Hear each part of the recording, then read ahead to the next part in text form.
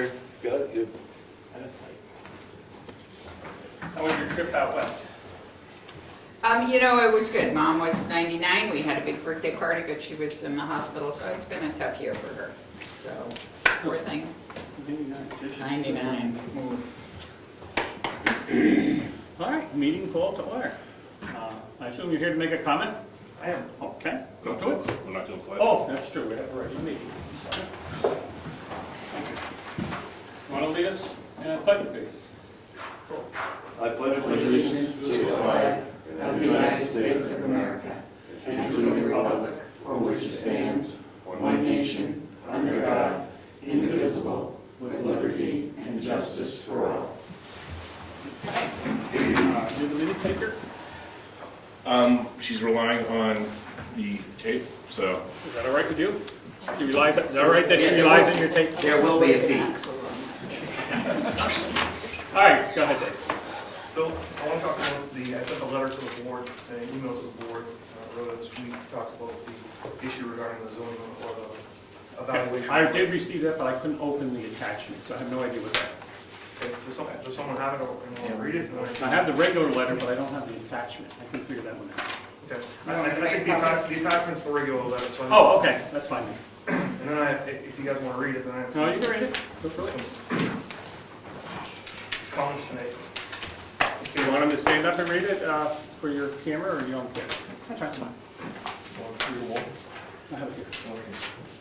Okay, Selectmen, I write to you as a property owner and taxpayer in Brookfield. I've watched the government oversight video of the Selectmen's meeting on January 20th, 2014, and was shocked to find out we could be facing a major financial or catastrophic financial crisis. I fear that the previous Board of Selectmen, including current board member Bill Nelson, has put the town in an extremely dangerous situation. I own both waterfront and non-waterfront property in Brookfield. In fact, I pay more non-waterfront taxes than waterfront, so I have neutral skin in this game. I do have a personal and financial investment in Brookfield and its future, so I feel compelled to write this letter. A letter from the town's agent Avatar to the Selectmen on the January 20th video suggests that the town's current tax scheme is not proportional, meaning it disproportionately taxes some properties relative to others. There is no one more knowledgeable than Avatar about the values of properties in Brookfield. In that letter, in fact, it urges the town to settle a case involving a waterfront property that goes back to 2011. I write to this current Board of Selectmen to take heed so that we do not repeat the potentially disastrous scenario the previous board led us into when they summarily and without expertise in property valuation raised the waterfront tax rate against Avatar's professional recommendation and advice. In the video of January 20th, Selectman Nelson says that the board decided to raise the valuation beyond Avatar's recommendation based on a feeling that the lake number was too low. I'm sure the selectmen at this time would not have been so arrogant. I'm sure that the selectmen at that time would not have been so arrogant to assume that the residents, taxpayers, and property owners with lake frontage would not challenge such an unfair and arbitrary adjustment. Knowing about the abatement request and the appeals being filed since 2011, I'm assuming the town leadership has accrued the potential hundreds of thousands of dollars of potential liability that would need to be paid back to waterfront owners should they lose the appeals case they now face in the New Hampshire Land Tax Board of Appeals. If not, we face an unprecedented financial crisis in town. If we increase taxes to make up for the shortfall, real estate values will further drop, leading to an even lower tax base. I know that many, if not all, the waterfront property owners in Brookfield are monitoring this situation closely and are prepared to file for abatements and in some cases even file lawsuits. Understanding the severity of the issue, I'm appalled that Selectman Nelson during the January 20th, 2014 video goes on to call the taxpayers and residents who own property around the lake people numerous times in a condescending way, as if they are a different class or if they had a different set of rights as residents or taxpayers. He also jokes that maybe the Lake Association should pay for the windows in the town hall renovation. This type of behavior is deplorable and divisive. It also further infuriates a large percentage of the town tax base who all have cause for potential litigation versus the town. I suggest that the selectmen get this situation resolved amicably as soon as possible and that we create a process with safeguards so that this type of irresponsible leadership cannot create huge liabilities for the town in the future. We have been told by our expert Avatar that there is inequality in our tax base. We have Also been told by Avatar that this inequality goes back to 2011, based on their recommendation to settle the case before we get sued by a number of waterfront property taxpayers in a case that I think is unwinnable for the town. Please get this fixed. Sincerely, yours, David Belladaro. Thank you. I'm going to read what I wrote, okay? Whereas I was specifically singled out in this letter, I would like to respond with several brief comments. I encourage everybody to watch the tape session. It'll help Ed get some more hits on his website here. Second, I'm sorry that the terminology in describing those who own lakefront property offended anyone. That was absolutely not my intent. I have said lake people. I think I've said lake folks in the past, and I guess it equally offended those who I've called in non-lake people, non-lake folks. So I guess I need to come up with a more politically correct terminology. It was not intended to be that, but I think if you watch anytime I've used that, I've always used lake folk, non-lake folk. It was not meant to be that way. Third, the windows for the schoolhouse. As I said at the meeting, I think you can hear it if you listen to the tape carefully. I suggested that maybe the selectmen could donate the cost of a window, and heck, maybe the Lake Association. I think the timing was I don't know. It wasn't meant to purpose, and I know that the Lake Association has donated money in the past for the scholarship fund, I believe, and some other things. But we were trying at that time, I don't think you were at that meeting, were you? Yeah, maybe you were. I think I was. Okay. And it was a problem with the cost of the windows, and how we're going to come up with some of this money, and that was the suggestion. And yes, since they're the only association or group in the town that I can think of, I think the boomers have folded, that maybe they would be willing to donate a window. The board, and more specific, myself, have been made out to be the villain in this case. I remind everybody that Avatar is our paid assessor, that we rely on the information they have. I also say that as this whole thing unfolds, this is all based on a few sales, and we're where we're at. Given the possible litigation and all this, I have no further comments to make. Okay. I appreciate your comments, and I just like to respond. Sure. I don't think there needs to be two classes of taxpayer in Brookfield, lake people and non-lake people. I think that in and of itself is divisive. Everyone is a taxpayer in Brookfield, whether they're residents or non-residents, they're taxpayers. I certainly agree with that, and I will take that into consideration. Yep. Okay. I do encourage people to listen to the tape in the context of how you reference the windows. But Absolutely. that being said, But hold on, did I mention to you that about the windows? Do you recall that? Said you maybe you want to buy a window, and I think Yeah, we don't talk about sponsoring a window and this and that. Yeah, okay, It was more or less in that context, but probably ill timing. All right, okay, that's fine. so to move on from that, 'cause I think what we have in front of us is a pretty serious issue. Don't deny that. And rather, I would like to give the board just a sort of a set of 5 recommendations. And these are my personal recommendations, but it may be a way to solve a problem in a relatively easy or Take one for Jess. in a simple, direct fashion. Sure. Want to read this out? I can certainly read it. I think there's typically with these cases, there's a lack of communication between the town and the folks involved in the case. But my recommendations, and I'll read the letter, but dear Selectmen, below please find my recommendations to solve the issue regarding the potentially unlawful and unfair waterfront tax issues that we unfortunately face in Brookfield. First issue, we should just settle the Holland case for $614,000 that they're requesting and have substantiated thus far. We have really no basis to defend it. We're taking a bunch of residents from Brookfield, or a family of residents from Brookfield, and putting them through a pretty ungodful, a pretty nasty process over a few $1,000s.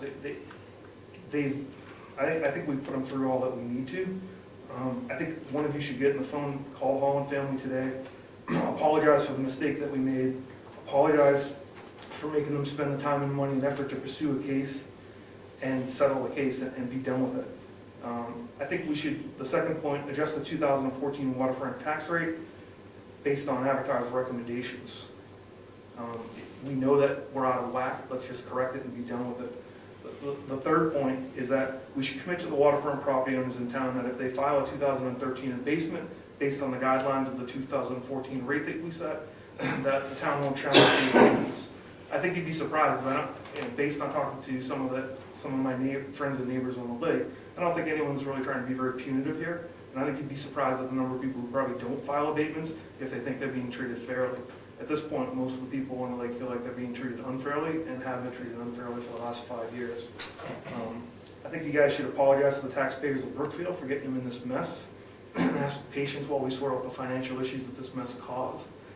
As I said, once we knew there was a problem in 2011, we should have been doing accruals to cover ourselves moving forward. So this is going to take a couple years for us to sort out. And I think you guys need to personally apologize to the waterfront property owners, particularly those who've sold their homes in the last few years. And these are Brookfield citizens that have had to move out from their home because they were afraid of paying taxes. And I know 2 families in particular that taxes were the major driver in why they put their house on the market. So I think the board owes them an apology as well. Thank you for your letter. Okay, any other comments from anybody? Okay, question for you, and this is probably my lack of history. You had referenced that in 2010, the prior board went against Avatar's recommendation for a tax rate for lake properties. I've tried to go back and find that, I haven't found it yet, but what's your understanding of that? Because I wasn't unaware of that. I think Bill mentions it in the video. Okay, because I looked at the video too, and I didn't see where that was mentioned, and I don't understand it per se. So Can I answer that? yeah, please. Okay. I'm just looking for In the understanding. video, I was referring to going back 10 years ago, or whatever it was, 8 years ago, when originally Avatar came on board. We're going way back to the beginning. I don't know, it was 8 years ago. Whenever Avatar was first hired, they came out, and I've said this on numerous occasions to try to explain to people what happened.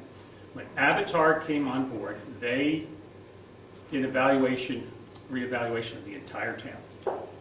The selectmen at that time, including myself, looked at the figures when they came in, and they were very concerned that the lake properties, let them be fully correct, but you know what I mean, seemed to be low. We checked with Avatar, and what we were concerned with is that when they made, there was no sales, if I recall, or if any, there was one, no sales that could be used to make the judgment, and they went with neighboring lakes, but they should have, but they did not use equal lakes. They used a pond down in Middleton. They used these small things that were not comparable to Kingswood. They didn't use Great East. I'm not even sure they used local, but they didn't use some comparable ones, and that was the issue. How could they come up with that figure without using a comparable lake? The quality, the size, and all that. That was the position of the board. Avatar went back and re-looked at everything, and they came up with the numbers that they did. We didn't tell them the numbers, but we felt that they should use lakes that were comparable to Kingswood. Now, we're going back 8 years ago, or whatever, the first year they came up with. I Yes. hear a lot of talk about a different tax rate. Is that in fact the case, that we have 2 different tax rates in town, or are we talking about just a higher assessment? I think more appropriately, it's the same rate. Okay, I just But wanted to there's- clarify that, because there's the a term question. different rate is being, Yeah, basically, the assessment rate seems to be higher for lake properties than the rest of the town. That seems to be what Avatar well, has it recently. wouldn't be an assessment rate, it would be an assessment value Correct, versus a tax rate. correct. Okay. I won't profess to be a tax expert, and I'm just learning this stuff I just now. want to get it straight in my head. And there's an equalization within the town and the state mandates, we have a certain equalization rate. Our rate for properties on the lake seems to be higher than the rest of the town. And that seems to be the disparity that we need to either fix or properly address, and that's what I think we're trying to do now. Yeah, Karen. I'm just curious, I'm gonna get sure right in my head. What's the, when they made the decision to raise the taxes for the lake properties, what was the percentage by which they increased the value of those properties from the existing values? I personally don't recall that, and there's been a reassessment since then, and I was not on the board at that time. So I can't tell you what happened before the last 3 years. I wasn't on the board. So these So I values can't are answer based, that part. these values are based on whose assessment? Avatars. So Avatar's assessed the value at X, and you're billing according to the tax rate that everybody has for the assessed value by Avatar. That is correct. Would you agree? I don't know, I don't have any of the. Okay, no, I'm just saying, they come up with the So number. Avatar comes in and establishes a value, which is the legal way you do it in the state of New Hampshire. They've established these values, and therefore you're charging those tax rate, applying the tax rate to those values. That is correct. It's That's- built- Okay, I'm not arguing, being argumentative, I just want to And get I straight in my mind what the process was, just so I know. And I think from the people that own property on the lake, they're going, wait a minute, if you're assessing our properties at X, when they really should be Y, we want an abatement. So one person has filed an abatement since 2011. I don't know if anyone else has filed since then. And so the question is, what's the proper valuation of properties in the lake? And if it is too high, we need to reassess. And that's what we're working with Avatar now, is saying, do we jump on this ahead of our full town reassessment or not? That's the only legal methodology that you have to address this issue, I presume, That's as far as I'm saying, yes. outside of the courts, I mean. Yeah, we have two other letters that came in on this, as well as are on the topic. Brian, you like to read these two? So apparently you're acting on all of this anyway, at this moment. That is correct, and this is Okay. going in with the budget and how we plan for this, and this becomes a budgeting issue, as we do not know how this will work out. It's clear, I got it. And this is all based on a very few qualifying sales of the lake. We have no idea what's going to happen. In other words, not the selectmen making decisions on values, it's Avatar that you're basing your stuff on. Okay, That's say yes. now I got it. No comment. I have no comment, it's right. Okay. Okay. There's a letter dated January 29, 2014. The signature has been cut off, so I'm not sure who it's from, so It's David Newman. David Newman, okay. Gentlemen, I write you as a property owner at 11 Kingswood Lane, Brookfield, New Hampshire. I watched GovernmentOversite.com video of the Selectmen's meeting January 20th, 2014, and would like to draw the following to the Selectmen's attention. As you know, the New Hampshire Constitution requires that property taxes be both reasonable and proportional. The letter referred to in the video at a minimum suggests that the town's current tax scheme is not proportional. At worst, it is an admission on the part of the town's agent that this is the case. The town's agent, Avatar, has told the town that the current tax assessment is not proportional. It disproportionately taxes some properties relative to others. I would submit that there is no one more knowledgeable than Avatar about the values in Brookfield, and that is why the town hired them. Moreover, the town has relied on Avatar's evaluation, and Avatar has told the town that they are not accurate. The town has affirmative obligation to adjust taxes once circumstances have changed. He cites a website in there. Circumstances have changed. The town cannot wait until the next series of assessments to adjust taxes. To do so would be illegal. The town faces possible liability in that the affected property owners could potentially bring a lawsuit against the town to enforce the state constitution and the constitutional prohibition against collection of disproportionate taxes. Such a lawsuit would be outside the existing legal structure used to challenge an assessment, and thus could be filed before or after March 1st deadline, and proportionally allow recoveries for any wrongfully collected amounts. I respectfully suggest that the selectmen proceed with an appropriate counsel to avoid unnecessary expense and imposed upon those who own property in Brookfield. One question that regards in here, the letter from Avatar, is this the same letter that we just received or sent like 3 weeks ago, 4 weeks ago?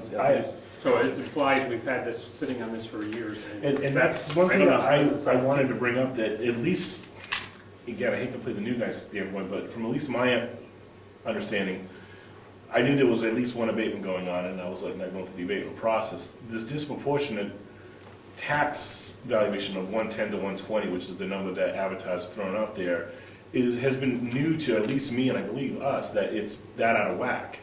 And so that's why we're now trying to address that with Avatar, and we've also contacted our our town council, to make sure that we're proceeding properly, where it's this this isn't like, this is, at least from my standpoint, not, this is new information. We're acting on it as quickly as possible to do right.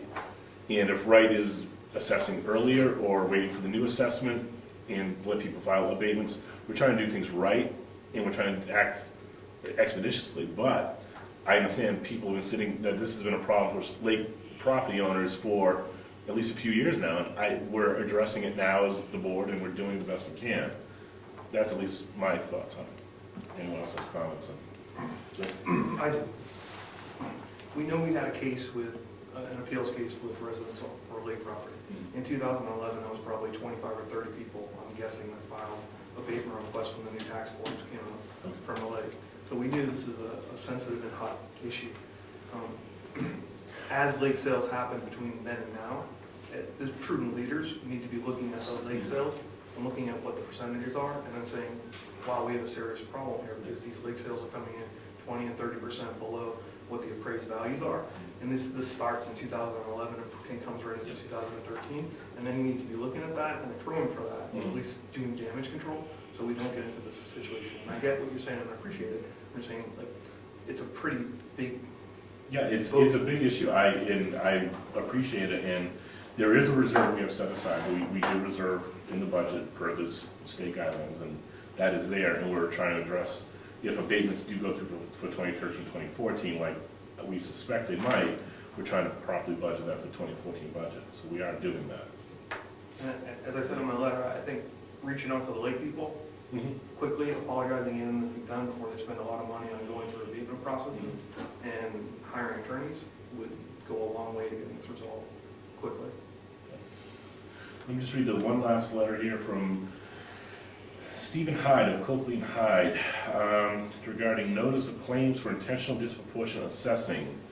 Dear Selectman Nelson, Zach Robichaud, please be advised that this firm has been consulted by and intends to represent multiple Brookfield landowners who own parcels on Kingswood Lake relative to the apparent intentional disproportionate tax assessing practices of the town of Brookfield. This correspondence is intended to put the board and town on notice of its intended claims of our clients, wherein our clients will seek damages for all tax years in which our clients individually or collectively were unintentionally or otherwise overassessed, which assessments are unsupported by the town's third-party assessing company.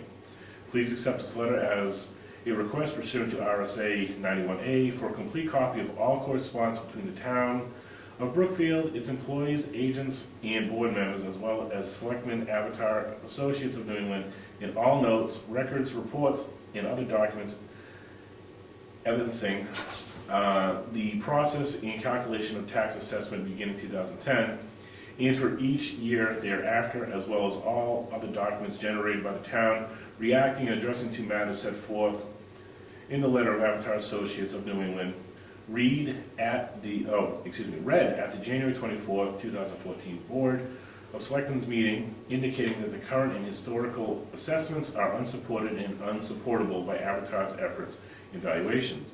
If you have not already notified Town Council regarding this matter, please do so immediately. Very truly yours, Mr. Stephen F. Hyde. Point of reference, I have notified the attorney. I will be meeting with her on Tuesday, which will already be down there. Maybe we can save some money on this. I'm sorry, say it again, Bill? Be meeting with her on Tuesday. You will be? We will. We will. We will be meeting with her on Tuesday and to clarify where we go from here, to get her input as the attorney, and to clarify some other things related to this issue. So we will speak to her in non-public setting somewhere and get some input from her. It's good that we're meeting Tuesday. Sure. We should be able to get some quick information from her. Any other comments? So is it still a position on the board to go through with the tax case on Tuesday? We, as a board, are on record as willing to have worked out an agreement with Mr. Holland on the original amount. I think it was coming down to $630, something like that. We agreed to settle at that amount. Mr. Holland has refused that offer, and it's just as of, the other day? It was Thursday, maybe? He refused that offer and wants to proceed. So we're going to Concord and proceed. And I'm not privy to all the facts, but what I did hear is that number was an old number that Mr. Holland offered before we spent a lot of money and time to get to You can't answer that. the number, so Between Avatar and with us talking to our attorney. why don't we talk about it? Like, why Not that don't we talk to the attorney because of potential litigation. It would be unwise to talk to the attorney. Talk any further. You know, and we're here, we're all here one Saturday per month, and I'd be available more. If someone wants to talk, call, email, meet, have a cup of coffee, I'm here. That's what we're here for. We're here to serve you as the citizens of Brookfield. So if someone wants to talk, and I'm more than willing to go ahead and pick up the phone, talk, meet, whatever they want, to work on this, because we have to do it to work this out properly. So I'm more than willing. And as far as reaching out to anyone, I don't know everybody in Lincoln. I could reach out to them personally, but if they want to talk, please. We're here every other Tuesday, and if they want to just meet personally, I'm more than available. So. Keeping in mind that in talking to one selectman, no decisions can be made. It Right. might just be a listening session. So, That's right. okay, any other comments? Any other business we have, and we may have to come back and go over the budget? We have to do the budget, yes, so Okay. we're done with this, I think, now. Okay, so why don't we go next door and get that part out, and then we'll come back and look at the budget. Thank you, David, for coming. And hopefully this could be resolved in everybody's best interest as quickly as it can. Okay? Okay.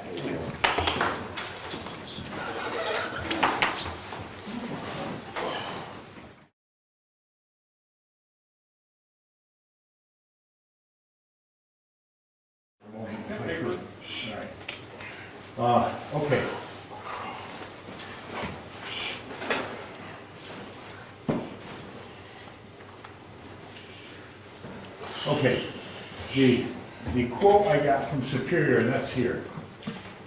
Because this was August, I mean, it's not to say that prices haven't climbed a couple of percent, I haven't rechecked. This is for the insulation, The upstairs or underneath? upstairs. Well, all of it's in here, but we're only talking about the walls right now.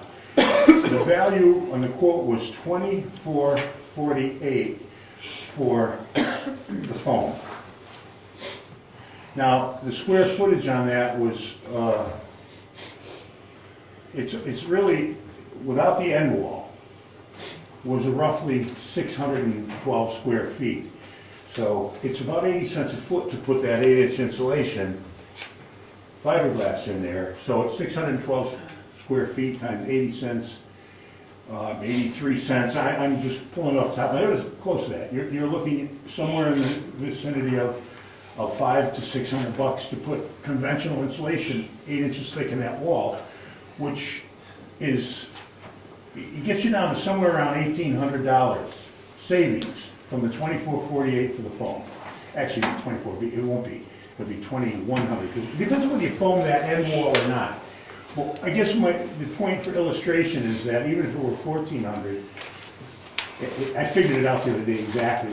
It's $1,200 savings. The cost to put those walls up is $850. So the net savings would be, I think it was $1,250 as a savings. So we're somewhere in the vicinity of $400 savings to the town if we frame the new walls up. Now, then you've got to buy approximately $75 worth of wainscoting for both sides, each side. There's $150 there later on to match. But you wind up with structural soundness for approximately the same value. Eddie, from your point of view as a building inspector, anything to add into this? Or? No, I'm just a fan of the spray foam. I think that's going to be super tight, and down the road, if you decide to use that more on a full-time basis and run heat more constantly, I think it would pay for itself. Okay. Well, I won't argue that point. It's just going to cost the town for the wall then, whereas they won't make a savings. So, I mean, it's your call, not mine.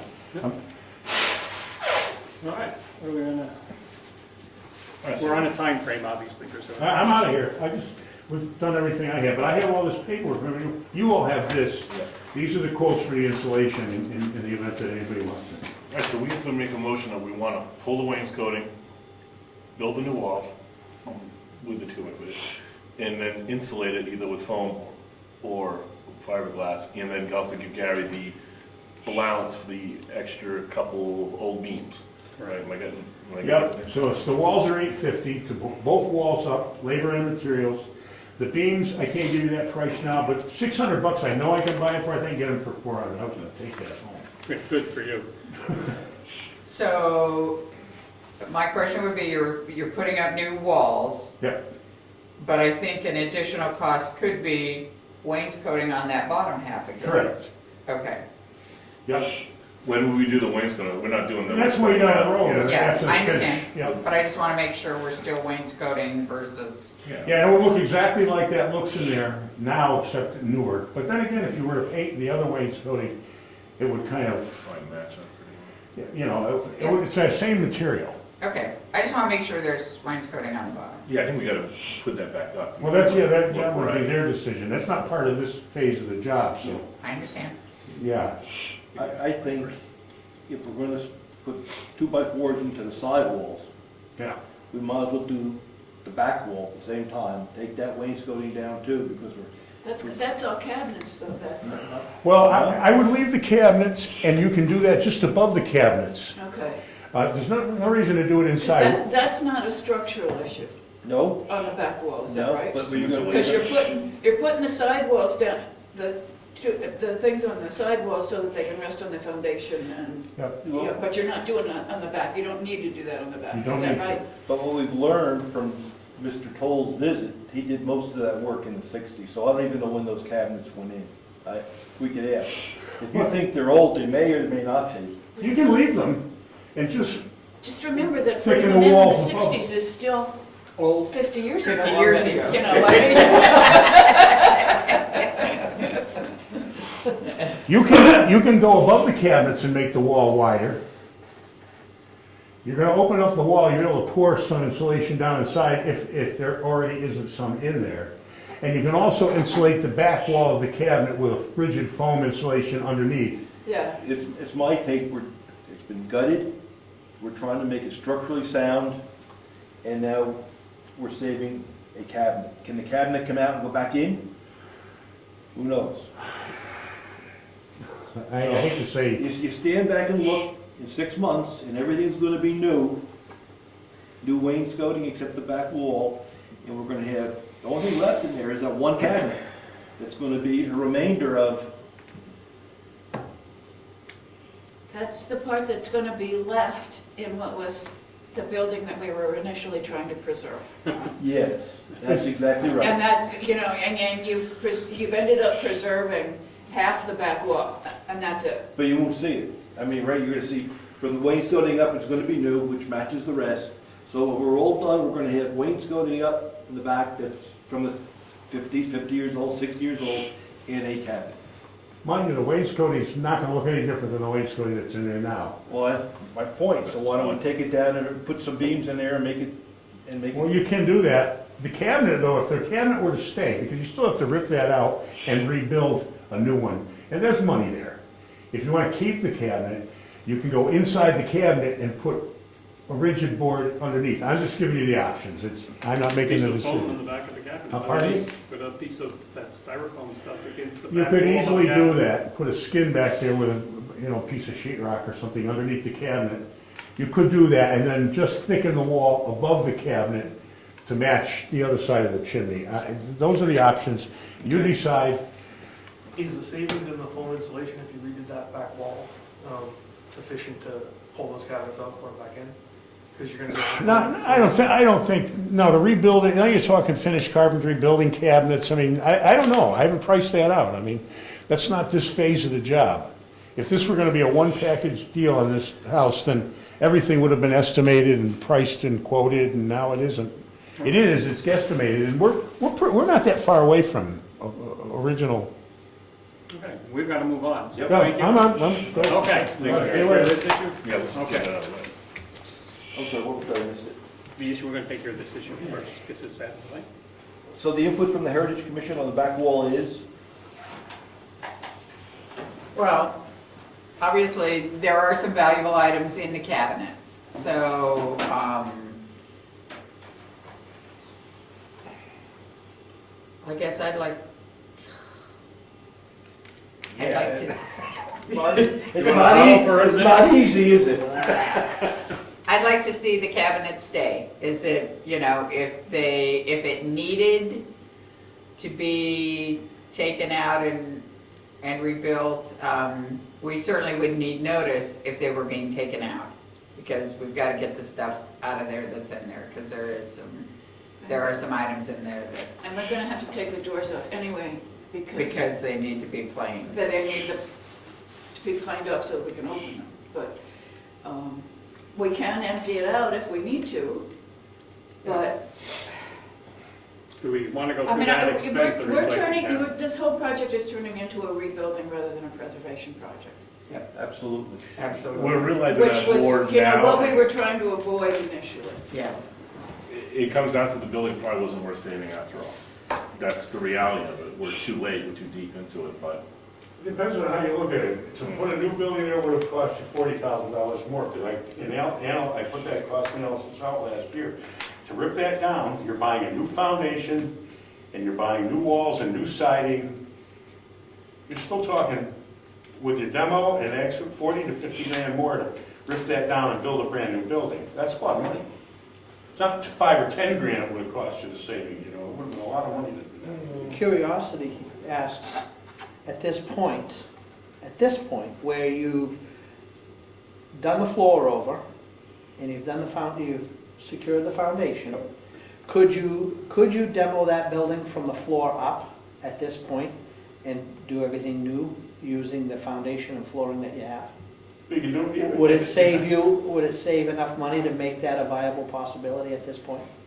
Well, you're looking at $1,280 worth of bottom cord for the trusses sitting there that, Well, we But understand you that would would be taken reuse care of. that. I Yeah, mean, that would be that all taken could care be of. reused. well, it's not, do I think it would be, no, I don't know. You were gonna demolish the building, how much to take The the whole top thing, off? well, I was gonna say, the whole job, I quoted $7,000 to take the whole building down, remove the foundation, and fix the ground, as if it was gonna be not put back. But you go in there with a thumb and a machine and rip, you know, you've been there a couple of days and it's down. Yeah. This you're gonna have to take apart, you're not Yeah. gonna, you're Yeah. gonna take it apart by hand I and put load in something, and that's the way it involves. I'm thinking you're gonna have that same kind of money in it, not taking Well, the we fixed the foundation. floor. The heating could be put in a new building for the sake of argument. I'm not for a new building at this point anyway, but you can put the same heating in a new building. We look to the Heritage folks for input on this. And you, This is not the time to make this decision. I was saying, we're past this point. Yeah, I think so. Let's just continue. I was saying for the sake of argument, the more I'm hearing, the more I'm seeing, the more it would have made sense to do a new building. But that's neither here nor there. We're knee deep in this, so let's just continue on. And I agree with Harriet. We've started off with the intention of restoring or at least trying to preserve something. And now it's a shell and we've lost sight of what we were trying to do. And I think that's by virtue of the fact that it's older and we have limited funds to do this. But, I think we just need to move on and just keep at the pace we're going. At least that's my thought. I don't know. Okay, so we want to, I agree, we gotta fix the walls, the bearing The walls. question is the back wall. And I would fix as much of that as possible. If we need the cabinet, we leave the cabinet, but we can revisit that later as we see what this starts to look like. I'd like to keep the cabinetry and do the above the wall for matching windows and for insulation's sake, but I'd like to keep the cabinetry, and then once we're done, if we can put those benches and stuff back in to give that schoolhouse look back, that's what I'd rather do. well, let's go back. What you're gonna see is a room like this I with an know. old cabinet in the back. I I mean, it's gonna be finished. We can make the sheetrock look old, we can make the walls look old, it's gonna be nice trim. So just put that, All right, that's the view. let's go. We don't. I know. The walls going up, the new walls on the sides. Yes. Everybody in I favor of say that? yes. I think we have to, You have a yes. problem with Yes. that? Okay, that's a go. Hear that? Yeah, I already got that. Insulation. Would you like me to give you that, We don't have to do insulation today, do we? nope, Just the walls. Okay, obviously, we're gonna have to insulate it. Yep. We have no at some choice. point, not now, you're gonna have your mechanicals run before you insulate. The new beams that he needs, the wide, the 6-inch beams or whatever the heck he's looking for used. The You don't need alternatives. that today either. But let's vote, yeah, I say for aesthetic purposes, put those new beams, those new old beams in to make it look good. Okay? So get those up to Beams, okay. 600. So we've agreed on the beams and we've agreed on the new wall. Anything else we need to address? Gary? No, are you saying you wanna do the wall above the cabinets, the wall to the left of the chimney and the side walls? We talked about the side walls, definitely yes. I say to the left of the chimney, we agree on that. It's behind the cabinet that is where we have some Now, if concerns. you go around the cabinet, that cabinet's gonna shrink by 3.5 inches. You're gonna have a wall that goes up and around the cabinet, and it's gonna look like a cabinet sticking out through a wall. Well, it's 2 feet deep. Okay. Heritage Commission? You want to huddle? That's what you get the big bucks.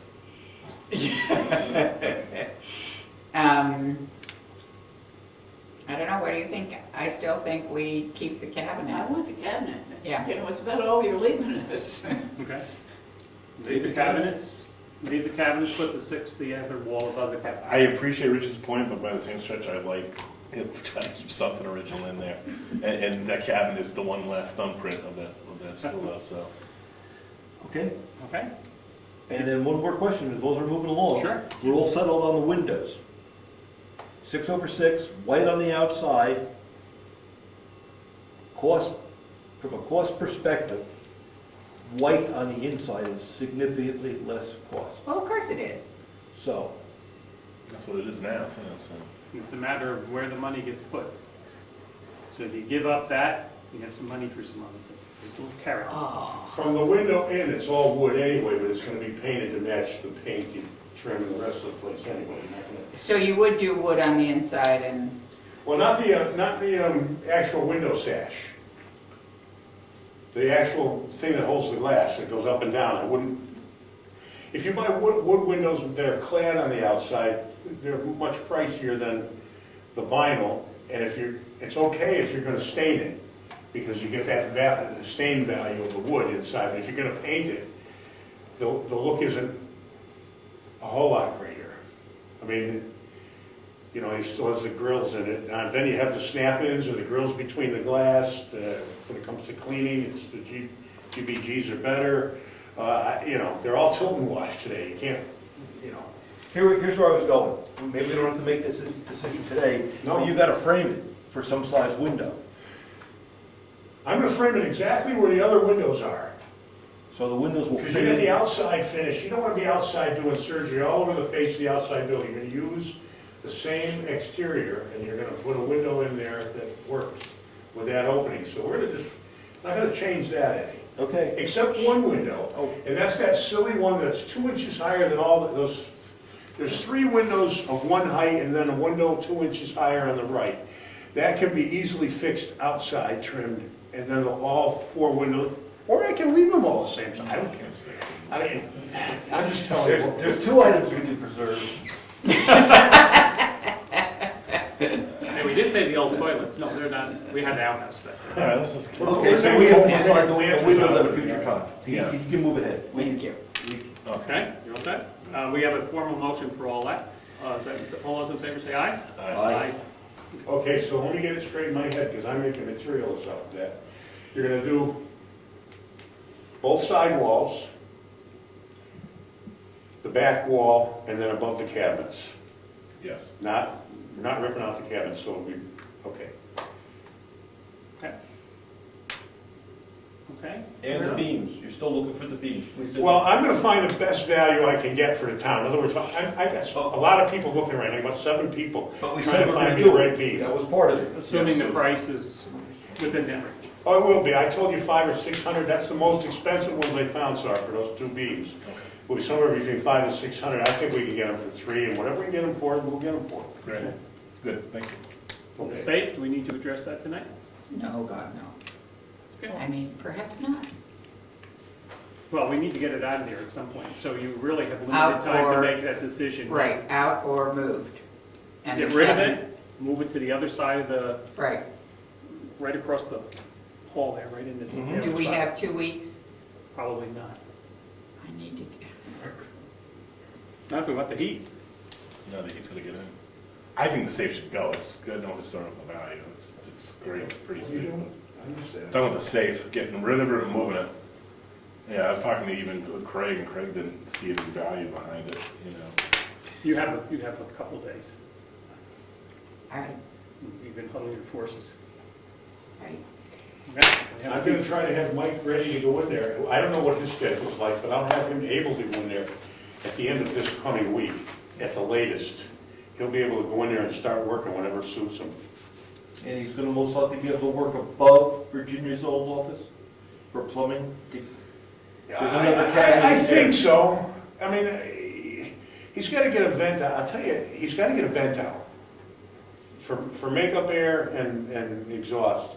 But it's only a 3-inch vent outside diameter with a little hub on the outside. So I didn't really go out there and scope out where that ceiling of hers is in relationship to the eaves outside. But the townhouse has got very tall eaves as opposed to the schoolhouse. So I think there's plenty of wall space there to shoot out, right out over her ceiling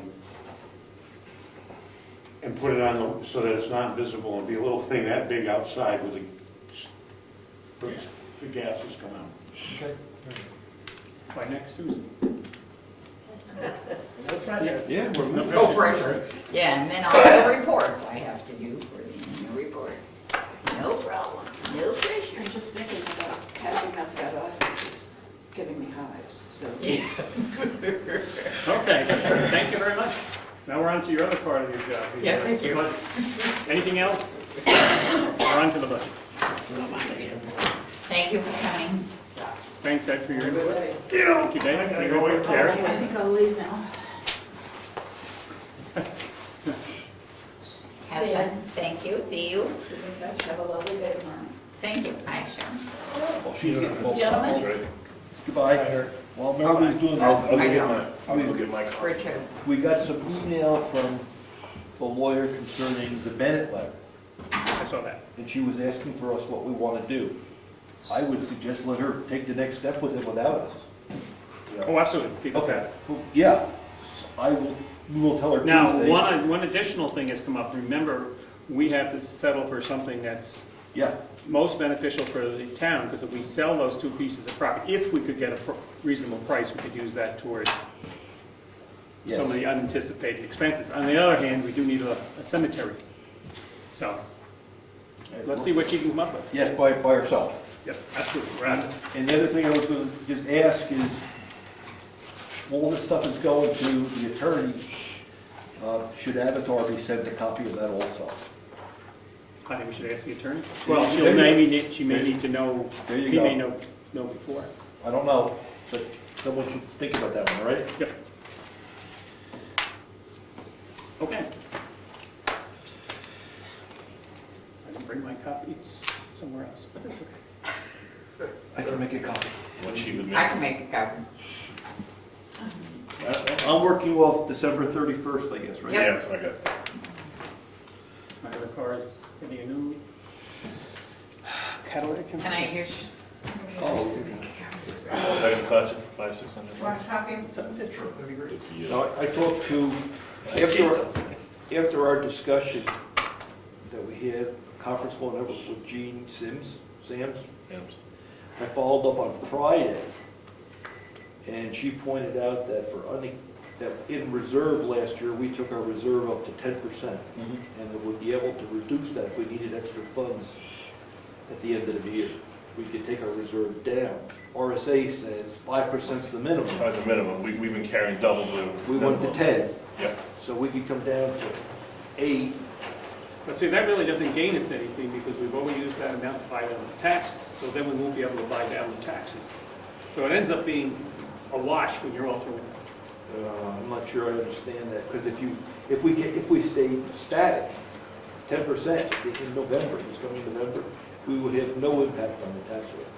Last year, we went from 8.5 to 10, which had an impact on the Right, tax rate. because we had the money to be able to do that. Yes. In prior years, going back, I can't speak for the three of us not here.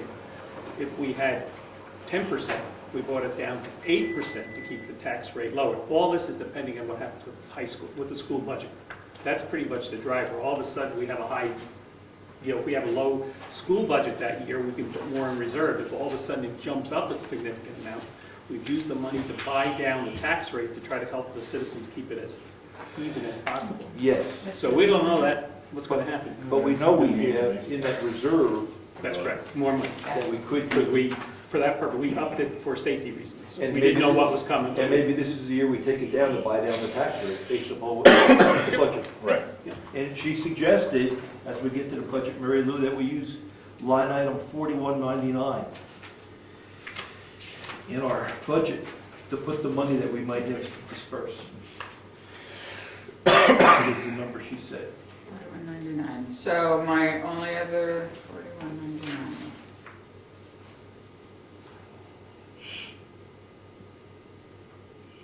Keeping in mind that any of this money that Other we should not use General it all, government. Yeah. goes back to that reserve fund. Yeah, Yeah. absolutely. Except in that 4199, we should also put some money for not Avatar, Fairpoint.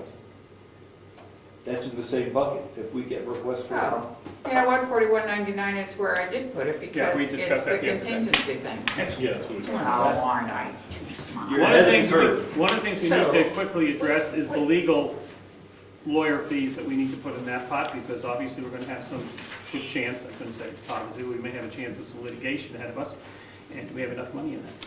So I'd like to just do one other comment before I forget.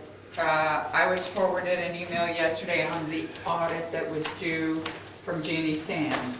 That's the audit that Marilyn Bushman and John have done in the past few years. So I know that they usually don't meet with me till right before town meeting in March, and that it's usually done about that time. So when Jeannie said it was due 10 days after the close of the year, I was a little surprised. Because what town can get there? We usually I have 10 comment- days to even close the year, much less get an audit done on it. That seems unrealistic.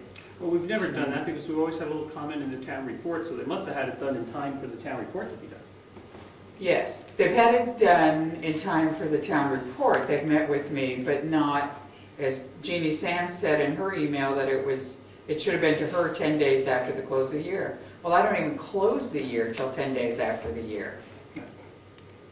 And we don't have a professional hired auditor. No, we do not. We've done that every once in a while, but it's over the years. So that mail was forwarded to. Me and to I Marilyn forwarded and it. John. And You then forwarded it to me. And then you went to, I wrote to Jessica and said, this is what this one is, and she forwarded it on to John and Marilyn. so they should have the action item now to come back with something. Yes. Okay, we just have to remember that. Yes. But we wouldn't expect, well, if we had to know that before it goes to print, Yeah.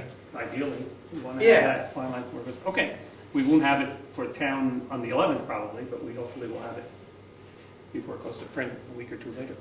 Okay, income. What do you're working on? You want to work on, let's work expenses, that's where we Well, I'll usually- make sure we're on the same page. All right, expenses, 4130.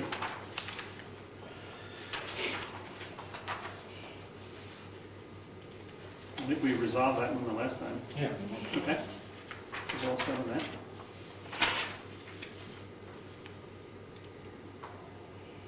Are we set on the town clerk issue and the deputy clerk? I think we resolved that too. Yeah. Some discussion. Yeah, I did. So this one, no, it is 1,800, okay. The dues and workshop issue's been resolved? I know that came up at our meeting on, I think on the 20th or whatever. Yeah, the numbers, let me just look at line from Bill, look at line 41, 4102. What number do you have in there? Right here. Over here, I have 1,800. 1,800. Okay, and I have 1,500 because we thought we were going to start, so we're going back to the 18. Yeah, I have 1,800. Yeah, we left it, we put it back. Okay, Yep. fine. At least that was my understanding. Yep. Okay, any issues there? No, the dues and workshop, we're leaving at 650. Okay. Let's go on to the salaries, 4141. That's the supervisors of the checklist. Okay, whoops, yeah, let's see. Yeah, we've already And covered they that. have more, Multiple elections and. yep. Right, okay, elections, 4142. Don't think there's too much choice in that one either. No. It'll probably be higher than all that. Considering, what do we have, 3 elections? No, we had the one already, the We have primary. one. We have March, and we have a Those are the primary. checks I forgot to write, and I do have that information. We have the primary in September, and we have a general election for the reps. So we have 4 elections. Yep. Yeah. Okay, You know what, I will have to write the checks. I did receive the information from Dr. Marsh. I'll need to write those checks probably over the weekend and get them back here. okay. Just let us know. Yeah, I think. Treasurer, That was pretty well set too, I thought. And we know Diana's tax collection was also good. okay. You were going to check on a new bank. I went to the bank yesterday and it was going to talk to the gentleman that's the manager there at Meredith and start there and see what the fees for that side would be to transfer money and how it could be done so that I could then go to profile. I haven't gone to profile yet. Okay, so we leave these numbers in, they Yeah. can only get better. They can only get better. You know what, and I guess I'm not trying to be nasty. I am at the bank every Friday. I have to go to the bank for my other job. So that's Yeah, why I'm saying, I rethought that over, and I can see your, other than you having to make a special trip on a Saturday, it's the only problem I see. yeah, I'm not trying to take money from them or do whatever. I'm there on Fridays. So you would pick it up on during I the pick week? it up, call, let me know when it's available. I'll pick it up, we'll arrange a place. I'm not sure where Diana keeps the checks before she deposits them. So it's just not a problem for me and it's not an issue. Maybe we should make the exception of when she has the, when the stuff comes in. Yep, one at the, month, those 2 they months do are- have, Yep. we had to, when I became treasurer, we did have to have me and both Diana and Virginia sign that they could make deposits. Because ultimately, it rests with my job description. Okay. So they have the authority to do it. If I can help, I'm happy to do it. All right, Can't you just scan them and deposit them without going to the bank? I'm there. we still have the cash issue. Yeah. But I do have to go for work. So, and we currently bank with Meredith Village Savings Bank. I know they scan the checks when I go there, David. I'm not sure that they scan and, Most banks have, a lot of banks have apps now. You Yep. can take a picture of yourself Right. and deposit in real time. Yep. And then you can do your cash, at least you get cash from the bank right away and you're not waiting a week to deposit it. Yep. Especially when you have a heavy cash. yes, check. which is December and June, July. Good So, thought. yeah, Maybe something we need I'll to ask him, explore. I'll ask him that when I call. Okay. Assessor clerk, 4152. I think that one's okay.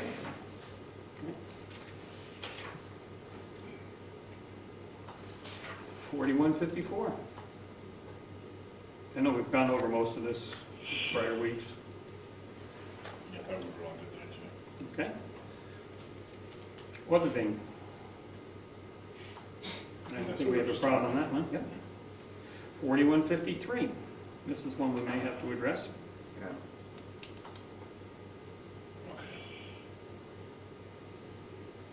Go to 8 for selectmen. You know, these are so variable, because there could be a year like last year with the zoning vote, we didn't touch a dollar. If we could just round the whole thing up to 20,000 even, somehow. I had it at 20. So that means we Yeah, put but 17 3 on the selectmen, right? Oh, I have, so Okay, wait, let me let's- tell you what I have. I have 7, 7, and 6, so I do have 20,000. Then I think we're good at that. Oh, Okay, that's fine. Okay, so so as long as we're at 20, I think we're in decent shape there. Okay, and keep in mind that any money that we have over, we can use elsewhere if we needed to. Yep. And otherwise it rolls into that account at the end. Yep. The trust fund, so that's, or whatever the state has. Reevaluation of properties. No, it's good. It's not this year. that's a warrant article. Okay, And we have one in there, if we have to do something, we have $1 in there so we can move money there. correct. I did discuss with them the potential of reassessing, come in and do a formal reassessment of the lake versus, and the whole town at that point, moving everything up, but that's a whole different time to discuss that. Personal administration, that's all set. Planning board, zoning, we have their budget, nothing much for that one. Right. Again, their legal expenses ends up in the front, if they should need it. ZBA, Good there, too. good there, okay. General government buildings. We have 20,000 for future repairs to start building up that fund again, for repair of the building. Is that, In the regular, the trust fund? yes, Yeah, it was 20, because we're using that money to help work on the building, actually, we have 36,000. but we need to start adding more to it.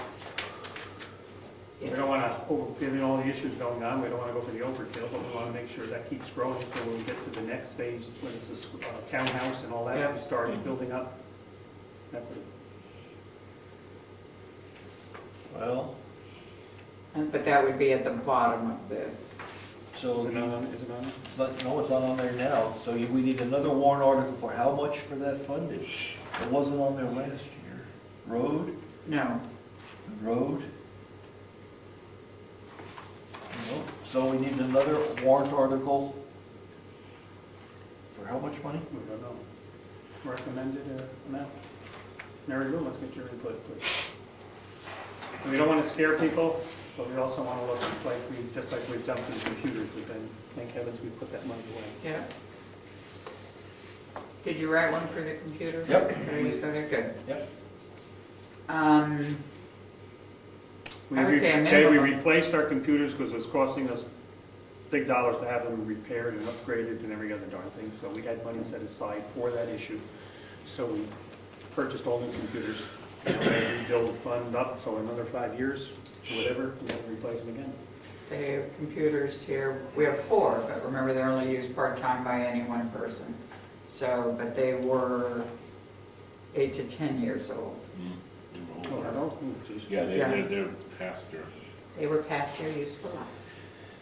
I would say a minimum of 5 to 10,000.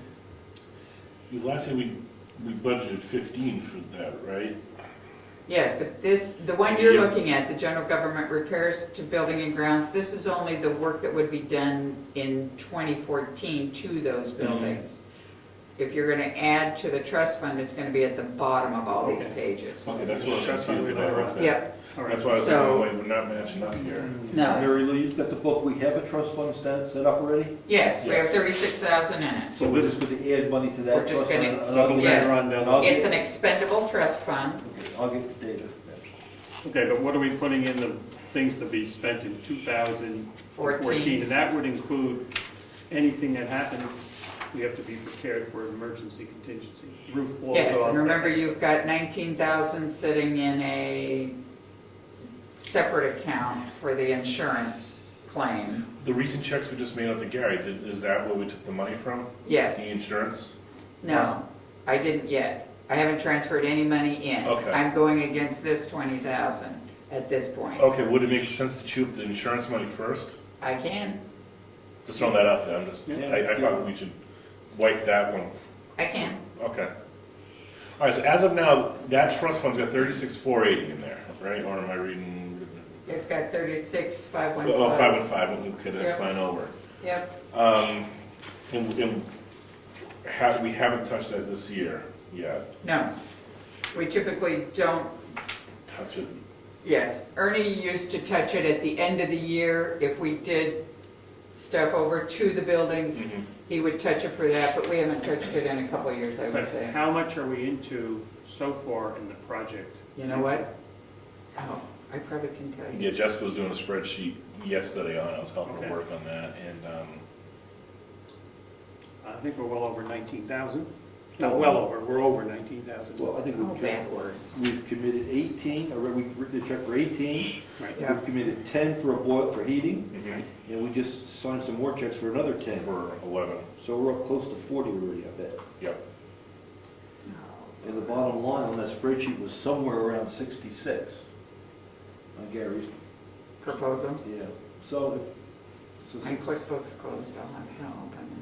but are we going to, I thought that trust fund was for the townhouse, or is it for that structure in general? It's for all the buildings and town buildings and ground maintenance. So if we painted this building, it would come from there. Yeah, we wanted to build a new salt shed, we could tap that. That's for any structure. Here's what I'm struggling with. Ballpark improvements, renovation, restoration of this townhouse.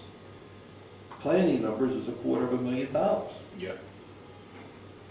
And if we're using this money for salt sheds and not banking it for that job, Mhm. we're not putting enough away. It was never, I don't think it was intended, I shouldn't say intended, but when it was all put in, it was not specifically earmarked for the townhouse. You know, we're gonna do it tomorrow or the next day.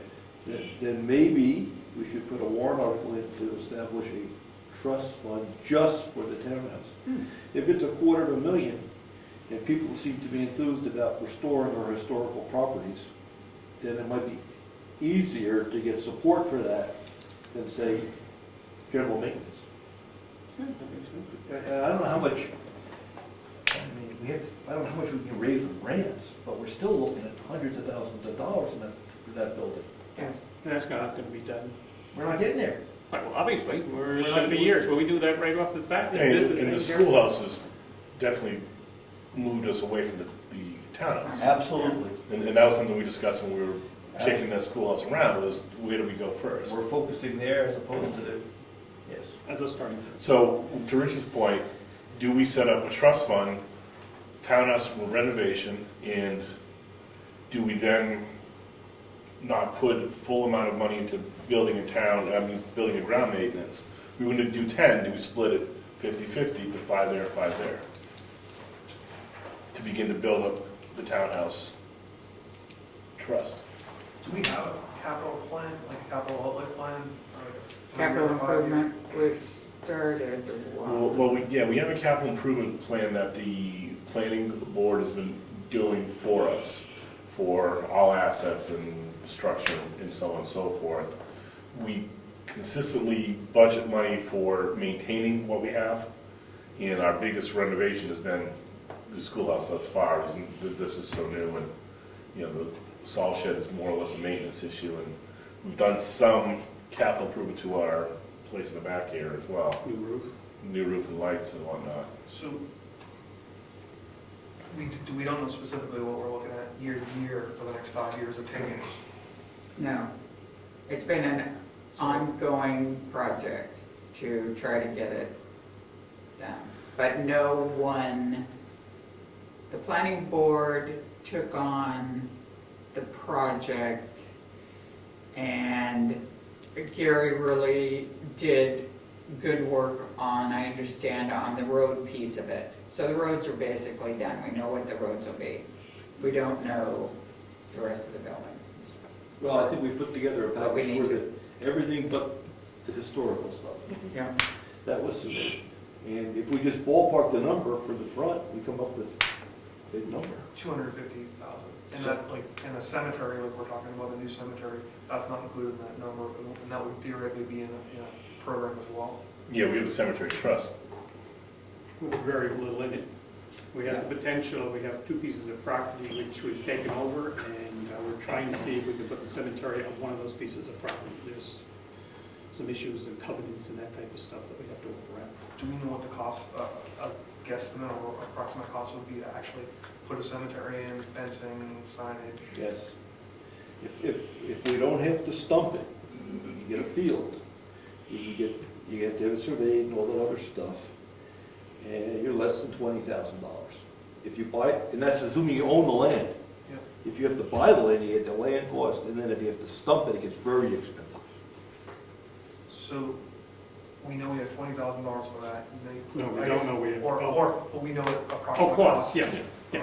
And what are the other big ticket items that we know? We, like roofing, or do we have like roof in the schoolhouse building? Like, do we know big numbers that you could justify? They're running, the two roofs are running, they're on the docket to probably have to be done in the next 5 10 years. years, or say 5, maybe Okay. 1, 10 for the other at most, and we have painting that has to be addressed. And all that stuff is expensive. And usually we take that out of the operating portion that Brian's talking about right now, because that's maintenance. And we have 9,600 in the cemetery fund, and I don't remember if anything was added last year, off the top of my head. I think it was. 1250, something like that. Yeah, that's what I thought. We added That's what some. we have some money set aside for that. And we don't have to, I mean, I don't know if we Yeah, have the to do all cemetery this, trust, we, in one shot. yeah, the cemetery trust, we're at 9,600. We didn't put anything in last year, right? Well, but did we do a warrant article last year to add, Yeah, that's what which it would was. have been, Yeah, I think we did. Because I got the water articles last year that I'm working on, it was in there.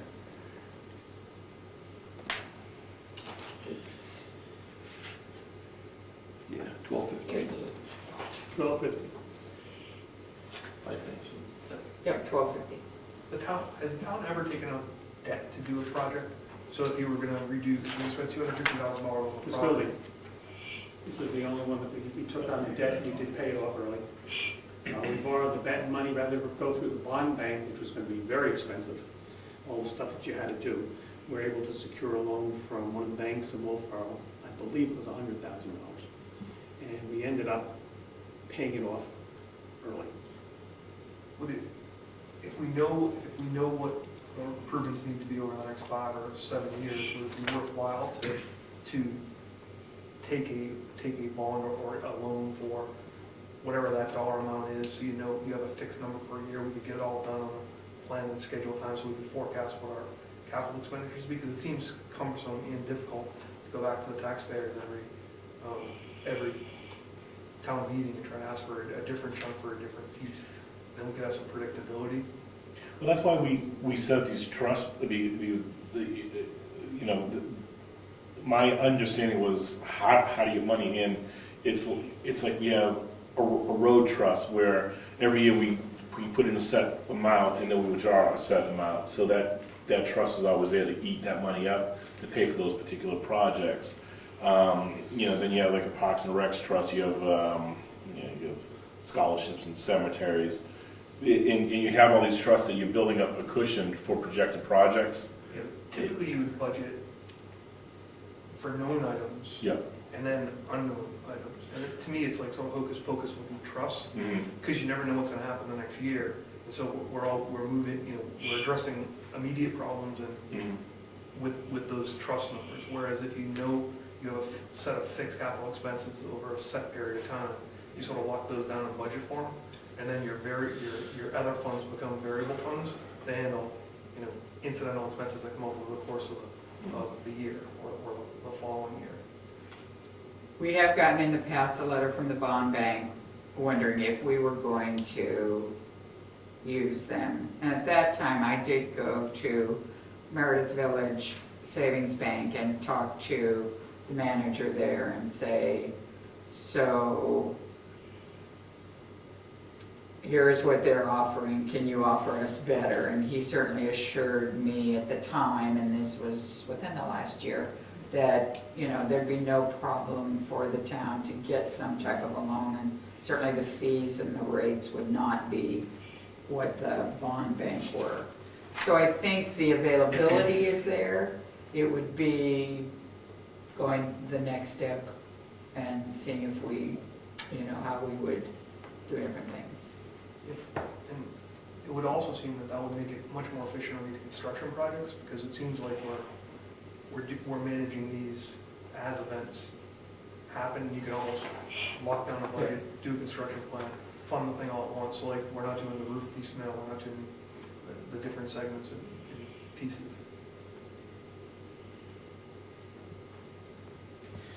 I think to do what you're suggesting results in a pretty big hit to the tax rate. So the question is, how do you dovetail into that?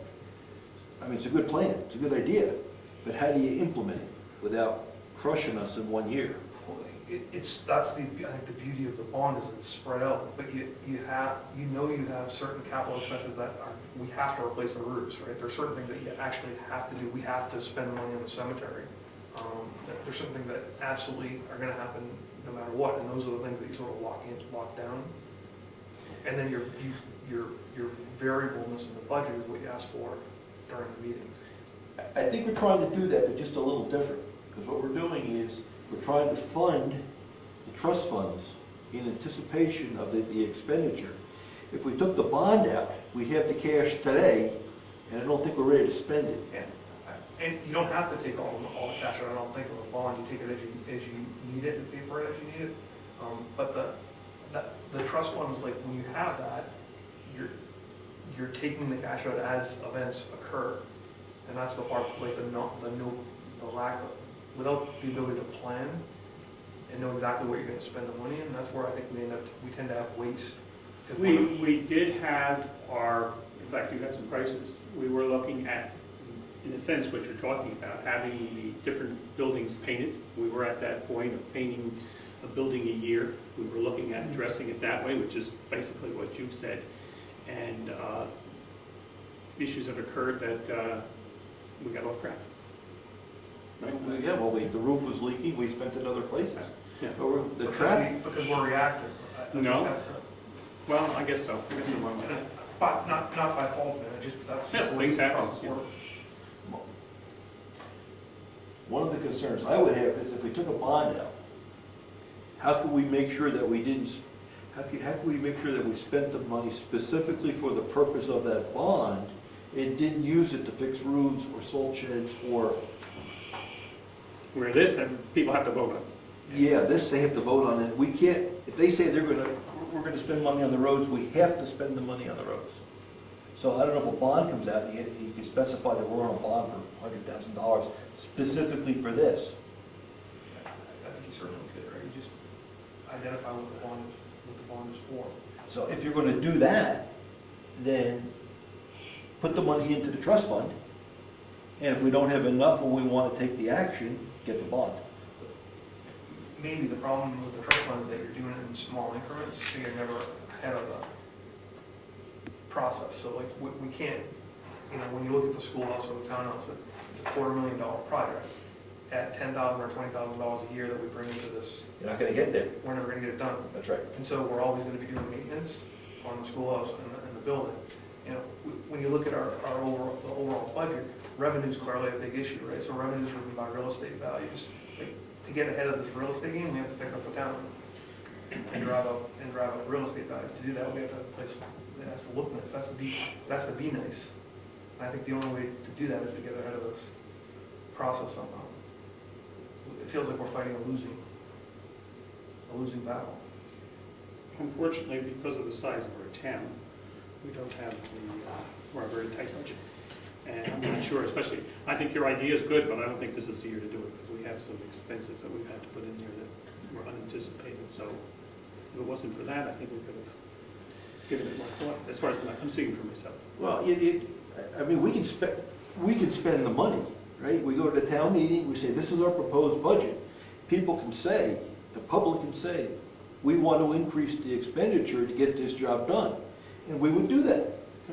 I mean, the budget can go up or down at town meeting. But they need the data and the information that leadership has to provide to make those decisions. So, like, I couldn't tell you what you're going to spend $250,000 on, because I haven't paid enough attention to it.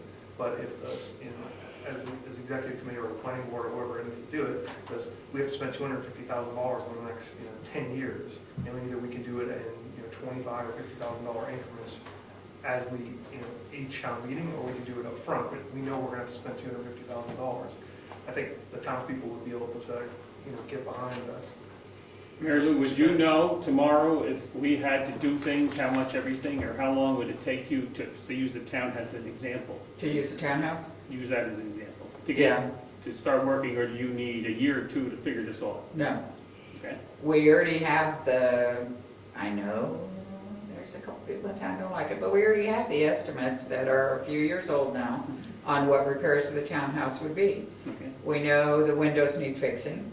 We know the plaster needs repair, and we know that it needs painting. Something will probably have to be done with the wood floors, because at this point, as we discovered with the leak last year, they're beautiful maple wood floors, but they're thin at this point. So I think we'd have to take into consideration that.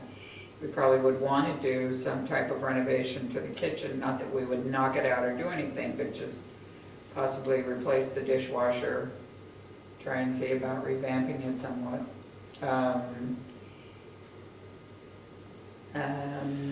We have time to put warrant articles in. Yeah, We could put one in that would fund the renovation or start the funding of the work for the renovation of the townhouse with a specific list of things that have to be done that can be explained to the town. Because if you want to get it done in 5 years, you need this much every year. If you want to get it in 10 years, you need this much every year. So it's a renovation versus a And that gets, repair. well, it's a renovation on that one, and that gets the town meeting involved. If they want to do it, But you don't need to do it, you don't need to pay it back in 5 years. So if you say it's $250,000 and we have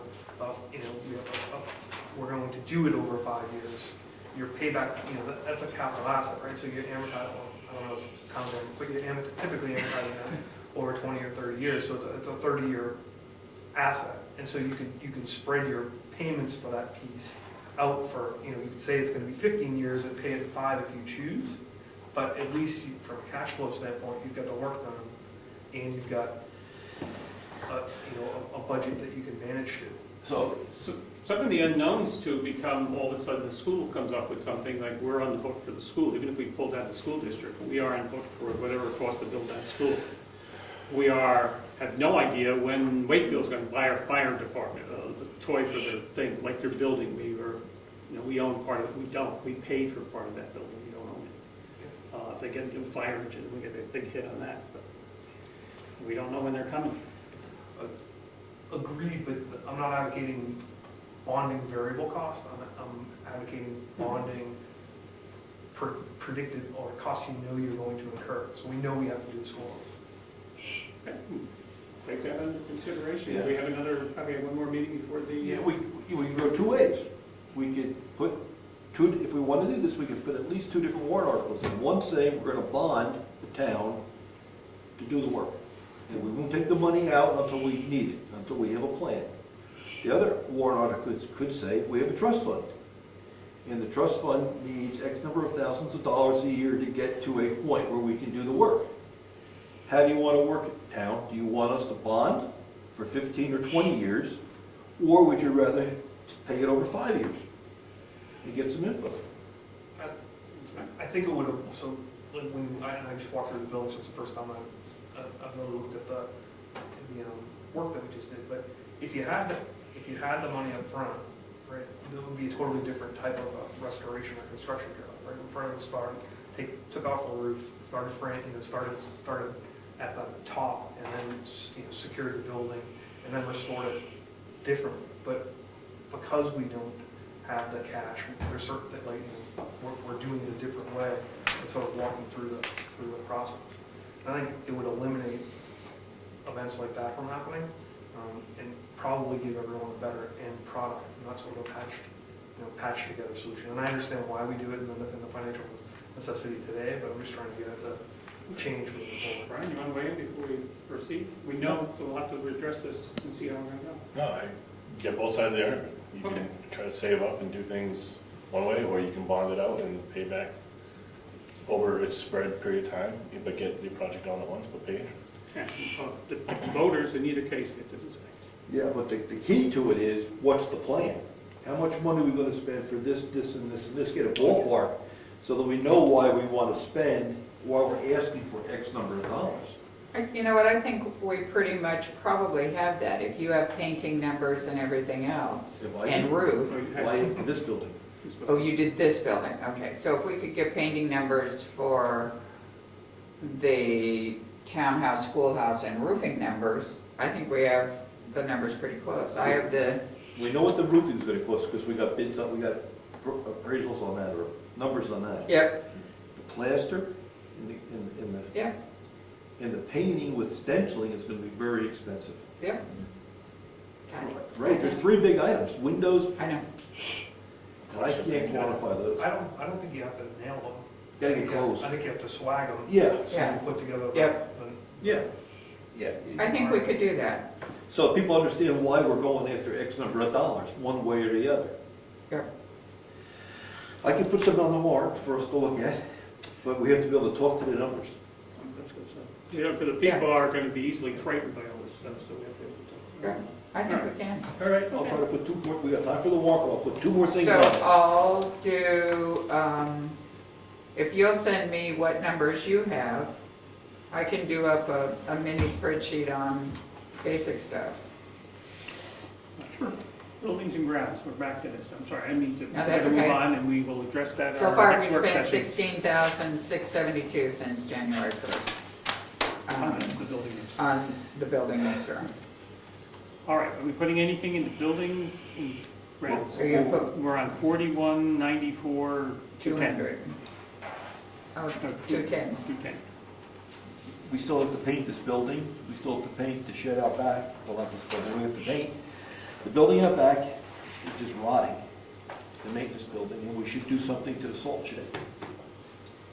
And the numbers were $10,000 for both those buildings for planning numbers. Yeah, that was power washing, painting, everything. Yeah, but the buildings out back are just rotting. Again, no, that was power washing, painting, and sealing, those were around $10,000. Yeah. And then doing something with the salt shed, seal it somehow. Yeah, but that was included in the 10,000, yeah. Okay. Let's put And do we have to do anything because that tree fell on it? No. Okay. Well, It's air conditioning. well, are the walls supposed to line up? Just asking. Yeah, that's. I remember a tree fell on it. So am I doing anything to this number, To 20,000? the 20,000? I think we leave it the way it is. Okay. I can spend it fast, we should. But that's exactly why you want to have that process. So you can plan and project these things out. Because I know you can spend it, I know the selectmen can spend it fast, but we should have some sort of a plan. If we're gonna paint and seal the buildings, how often does that have to be done over the next 20 years? Is it every 5 years? If that's the case, you budget for it every. And I hear you, and I think we have two independent events. We've got a town meeting where we have to spend money, and then we have to raise the taxes in December. And they're not very close together. So people forget that, yes, we authorized to do this work, and now I have to pay the bill. So again, why having Okay, no, I got you. No, we will discuss that and have to go forward and decide what we're going to do between now and then. It can always be addressed on the town floor. Yes. So let's the other route. Okay, I'm not trying to put you down, I'm just trying to move along. Yeah. Okay. So we're leaving the 20,000 at 20,000. 20? 20, okay.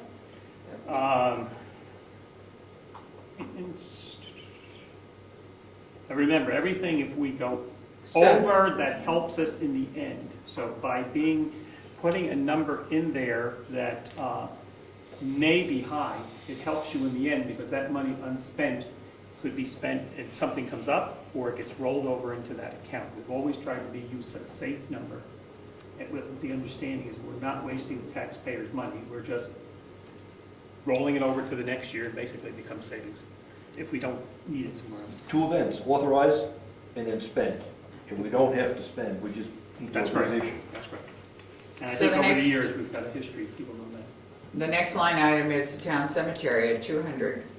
If you have the possibility to 4195, Yes. Would you want to increase that since there's a possibility that you would be doing something in 2014? We can always bring it down if we, I would. right, the number? Is that number for like cutting the grass in It the doesn't- Yes. cemetery? So that's Yes. like theoretically, that's gonna increase significantly. Yeah. So we could also use it for, Last year, Provision. remember we did the gates and had to redo gates on the current town cemetery that's full and that kind of thing. So we have had $1,200, I think it was $1,200 the year before in there so that we could do work on it. We do have room for people to be cremated if you want a full casket burial, that's where we run into a problem. Yeah, we have 1,400 in actually in last year's budget. I guess I'd go up because we have an opportunity that we're gonna move forward with this year. Yeah, at least 2,000. But what items would you anticipate us doing? Wouldn't you, if you have to stump, if you have to, Survey. if we Survey. have to put in a little road to get it into the place. Right, you have to have access to each plot, so you gotta lay that out, you have to have a survey. and doesn't it have to have a fence around it? Not anymore, that changed last year. Oh, it did? Cows don't create a problem We anymore. need a design, Well, yeah. like a something like a literally, Yeah. where the roads are. Where we gonna go? Where the roads are, that's right. And theoretically, You it can would be, if surveying's gonna be done, it would pay to do it all at once. But if we had a plot of land and we knew the first section, what was gonna happen, Yeah. and we could say, we're gonna take care of this, because in the past, I don't know, 10 years, we probably only buried 5 people up there. Well, yeah, because. We don't have the space. Because it's a challenge, it's a challenge. So why not? But don't we, isn't there a state RSA that we have to have Yes. X amount of space? Yes. To bury It's people? never been an issue. I mean, I could No, I ask, but agree. nobody's, Yeah, so But- that's right, yes, there is, Yes, there is. yeah. so it's not, But that's one of those things that if not an issue, then someone will sue. Yes. We'll be spending money on the Yes. legal side. Yes. to argue As this. soon as someone raises the issue legally, we're, And that's why we were trying to address this with the piece of property, with the attorney looking at it as a potential for a piece of property that we would not have to all of a sudden put out money to buy. but We've just had- improve to make it usable. And we have for years tried to see if people would donate a piece of property to be used, and the pieces that, well, there's only been a few pieces that offered, cost us a fortune to stump them, and they were ideal. We're too close to water. Unless you want to float. Yeah. Okay, So I would say we add 2,000 to it for a $2,200 budget, because we're already spending close to $200 for maintenance. So $2,000 in addition for, if we had to survey or whatever planning we would have to do, at least 2,000 on top of the 200. Yep. So okay, 2,200? 2,200, okay. it- Insurance, we pretty good on that number? yeah. Okay. Regional associations, we put our traditional dollar there, in case we need to do something with that. Archival and record processing. So here's where that contingency line is, 4199.500, and I did put 50,000 in there. And that So includes that- Fairpoint also. Yes. Fairpoint, if that case goes the wrong way, we pay Fairpoint their money. Yep. As a point of reference, Fairpoint was taxable based on something the legislature did 2 or 3 years ago. Yes. We thought this would be a benefit to the town, that we go in on this. One of those things that Fairpoint decided to challenge it. And we have some money vested, us and a whole bunch of towns or a conglomerate challenge their thing. But if we should lose, they want their money back. So, Is anything happening down in Concord with changing the law? no, I haven't heard anything. Or I haven't seen it. Okay. So we have Fairpoint as a potential, and obviously, we have benefited, they have paid some. Yeah, they did. Every year they pay. Yeah. So we have benefited from that. Again, we thought we were Yeah. one of those things. Okay. Scholastic recognition. We put that at 0 because we're not adding to the fund. Right. And this, and the I wanna- current fund. I will continue the discussion on Tuesday. Okay. One of my items for her. Oh, good. Okay, so that's to be decided. Public safety is Wakefield's number. That is their current number. Yep.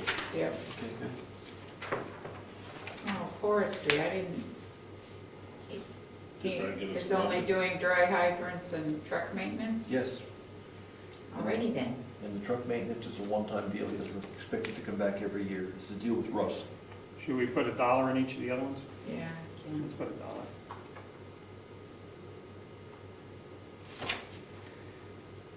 Okay. CEO. Oh, somebody left too soon. Mr. Nason. He should be okay. I think so. Yeah, we've already gone over those numbers with him Yeah. once. Okay. Just once. Emergency management. We spent last year. We've always put that in as a, you want to down that? There's nothing we have the AEDs, we have the safety We have everything there. stuff. We just got the radios from the federal government, 750? 500? like a 500. Okay, down to 5. If not less, right? Because we don't spend it. Now, is any of that regards to the, oh, he was supposed to take, email them in regards to that money for Mapping the, thing. that's correct. I talked to him yesterday. Okay, He came he in, tried to call me. He took it, he said the town should be on the hook for zero. Okay. We paid 2,400, Yes. got reimbursed 2,400. Yes. He was filling out the forms for the next 2,400, so we should get 2,400 back from someone to pay that bill. But that, will that show as an expense? Okay, well, Yeah, will. Okay. So we have to, Even though we're getting it back, even though it's a wash. even though it's a wash, it's, you see the income and you see the expense. so where's the go? Emergency management? Probably So it goes back up to, 2,900. 20, how much was that, 24? If you're Yeah, doing- 29. Yeah, let's just do 2,900, which is, of which 2,400 is a wash, but Yes. we need to at least put the line And item. I'm gonna put a note out here that says mapping. For myself. Yeah, we can't put the 2,400 in as income on the other lines to offset it in the budget, or technically not. No, Okay. Okay. they prefer not. Maintenance, summer, roads.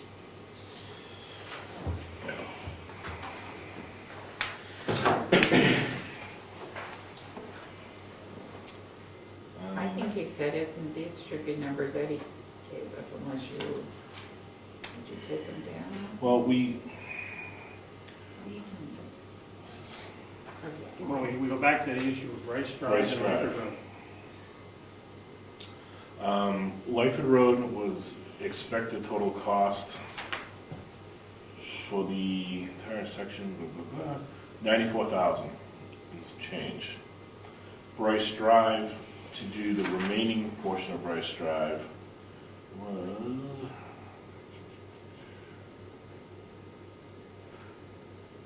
was 25,474.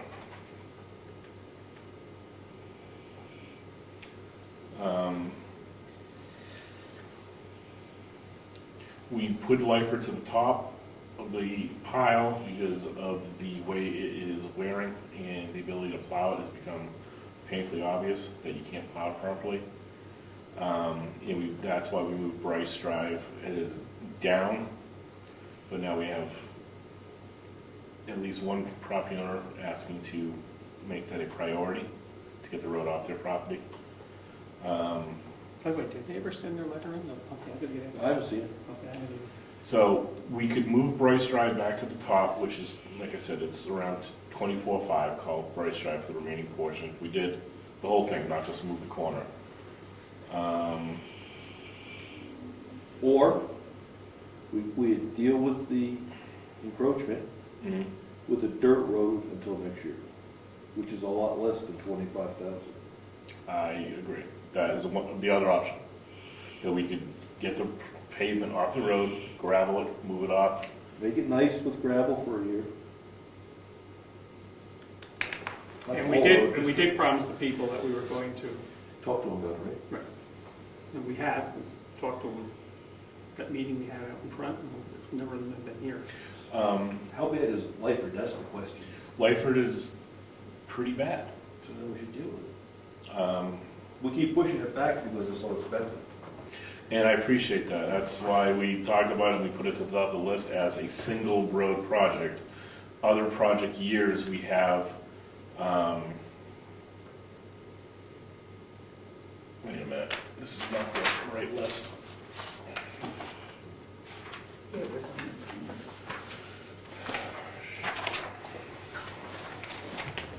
While he's looking, you said earlier that we had a plan for roads and streets, like a capital outlay plan.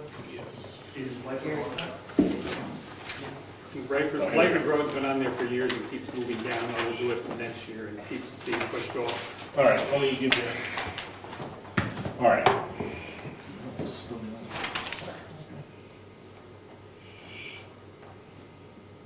Stoneham being one that took priority.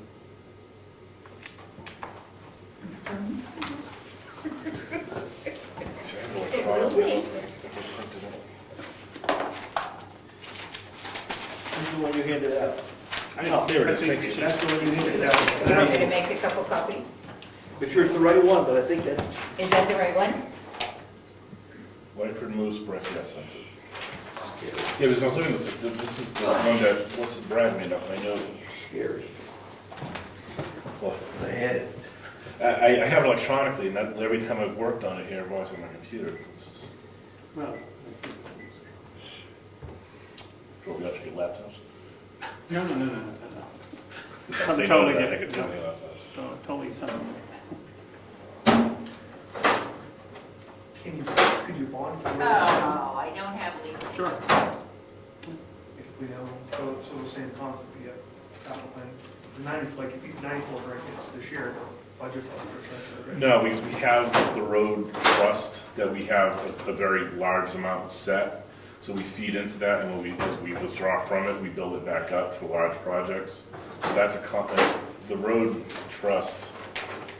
People have been very supportive of that over, I don't think it's ever, people turn this down. Because they understand where the money's going, so they say, put the money in. So this is where we bank in advance. And it's voted on the town meeting to take it out. So we said, which road? We might put in 70, and sometimes we've taken out 50. Sometimes we put 70 in and taken out 80. It varies with the project. There we go. Because we have like the road bridge trust right now. Last year, we had 88,000, we put in 65, we withdrew 75. So the year-ending budget, the year-ending balance is 78.3. So if we were to put our normal 65 back in, we'd build it back up, we could hit it for 95. Then with the way we projected the projects down is the following year's project is going to be less expensive, build that trust back up. Then the next project, which is larger, will hit the trust again. So there's always a cushion of a reserve in there, and it's constantly getting built up and taken down to address prioritization projects. And that correlates to the capital, road capital outlay plan? Right. That we have prioritization of road, we know what the amount is for pavement, gravel, shouldering,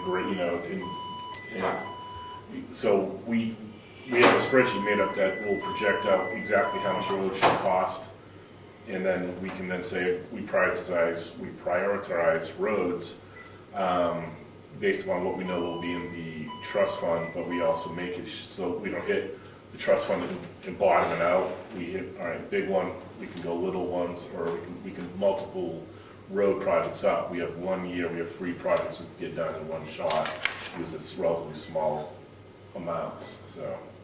And Lyford has it would be relatively easy to do because it has no culverts.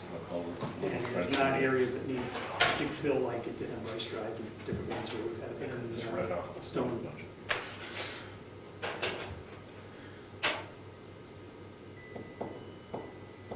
So it went in the paper, you saw the posting for the meeting on the 11th, the public hearing, that's in. Okay. This is what we're going to do. I brought down the proposed By warrant. the way, every time I go to Concord, I go buy that bank of ice cream trucks for sale. And I think of your suggestion, he wants to put a little ice cream thing on the plow when he goes by. play the little ice cream. Everyone says, I don't know what Eddie goes by, and he wasn't by for an hour. I put on those little, little Mr. Frosty, little musical on top. Someday I'm gonna stop in and say, do you have the music thing for sale? But yeah, he's driving up with it. You must have Like 30, mailboxes. 40 of those things Who? on the road going in, I guess it's Route 4, whatever, going into Concord. Don't By go over. the Tractor Supply guy, there's, Oh, down that way. yep, there's probably 30 of these, same ice cream truck. lined Did you up. win that battle? I did, of course. It wasn't gonna win. I know that machine. Oh, Thank you. Thank you. you got a copy, not your original, sorry. All right, here we go.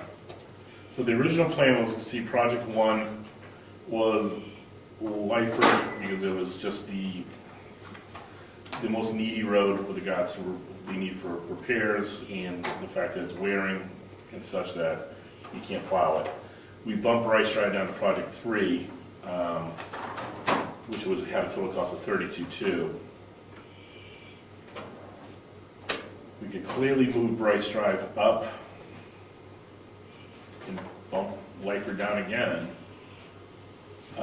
That or we're going to take out a warrant article, or again, to go back to Dave's point, we could try to bond something and try to pay for multiple road projects in a one-year shot. Is there more incremental maintenance costs on these roads if we don't do this? So for instance, if we didn't do Leopard this year, is it gonna cost us more in maintenance or soft dollars? No, it just comes down to the ability to plow and maintain it. In that sense, it becomes more and more difficult each year, because the way Eddie was describing to us, and it makes sense, the way it begins to crowd with the tires wearing, you're driving, it may seem nice and smooth, per se, but when you're trying to plow it, you can't get in those ruts. We had originally thought to not do something this year, to use that money toward, not that money, but, to save that toward potential legal costs, et cetera. But then we get away from getting this done on an incremental basis, so we're really not, we revisited it, and, If you, and I know you probably, I think this is great, if you would project this out 10 years, do you see is the spend consistent? Or do you think you knock off the major roads here and then it's like years 7, 8, 9, 10 or lower? In speaking with Eddie, we get a lot of these bigger roads done really well now and put down the proper base. They should have a longevity past our 5 or 6 year plan. You should be able to go 10 years without any major repairs on these roads. So you'd be re-upping roads, and maybe you wouldn't need to do a full section. Like here, we're doing almost the full length of Lyford. The idea would be, if 10 years on the road, Lyford needed repairs again, it probably wouldn't be the full section. You'd probably say, we'll be dealing with half of Lyford because it's actually beginning to go.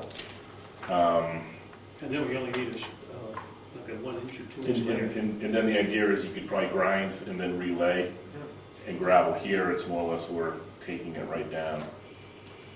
So these costs should hypothetically be lower and more spread out without the need to, and then we could actually attack some of the smaller roads too. So do you do a 10-year? No, Or does that make sense to? And then just knock them off? we attacked our biggest roads and with the biggest problems. And after that, and with the roads that we've had done thus far, because we've done parts of Stone and parts of Garden, actually all of Garden is done. Certain roads that we know have done are already off this list, so there was a longer list prior to this, and we're down to what we know is left that hasn't had attention in many years. After this, we should be on a revolving cycle that we should be able to maintain at a less costly rate, and maybe not in a full whack mode, it'd be more of a piecemeal mode as parts of roads need to get done, or, In essence, it really has been a 10-year plan. When you count, we've done Garney, Yeah. we've done Clark, we've done Stoneham East, Stoneham West, and one other one. So indirectly, it is a 10-year plan. That's what I was saying, like, this list was longer, but now we're down to what is left that has not been touched in many years. To just get back to, I don't know how much you know about what's going on over Bryce Drive. We resurveyed to find the center mark to make sure we knew where the proper right-of-way was, because there was suspicion the right-of-way was not where the road was laid. when our survey was done, clearly the right-of-way was not true. Well, our right-of-way should be one spot, but the road was not laid true to the right-of-way. So we fixed half of Bryce. There's another half where the right-of-way becomes really problematic to the point where pavement is on some people's property. In other parts where people's property, or at least their maintenance of some of the grounds, has gone into the right-of-way. So there's one person being hit for land, another person gaining land. So we were trying to address that, and there's obviously opposing views there. So. Mary Lou, I have a question for you. This spreadsheet in the town report reflects, What was there as of December 31st, 2012? 12, 12. 11, 12. because we had warrant articles last year. Right, and those would have gone in during 2013. All right, so this is 12. I'm 12. sorry, this is 14. We're in 14 now. Yeah, So these numbers are a year old. old. Right. They're a year old. Because we put in 65 and took out money. Yes. So, all right, so the question is, do you know what we have in those trust funds right now? I don't, because Yeah. it's the trust. trustees of the trust fund. Because we But- put more money in than you see there, Brian. There's- Yep, there's but we took money out. We put in 65, took out 43. Right. Oh, okay. Oh, I thought we took out close to the No, see, same. that's right. I'm looking at that. That's the year before. Yeah, this is the end of the year. This isn't with the money thrown back in and then, We Right. put in another 20,000 so we could get closer to the Bryce Drive job. right.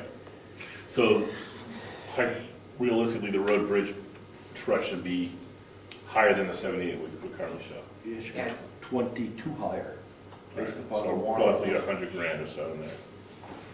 Okay, if we can go on and we can address that one. All right, so do we want to move Bryce Drive to the top and do all of Bryce Drive, or do we want to just fix that So, bend and continue on with Lyford Road as planned? I didn't quite understand that. Okay. Where I'm coming from is let's do Lyford. Let's get that done, Okay. keep pushing that.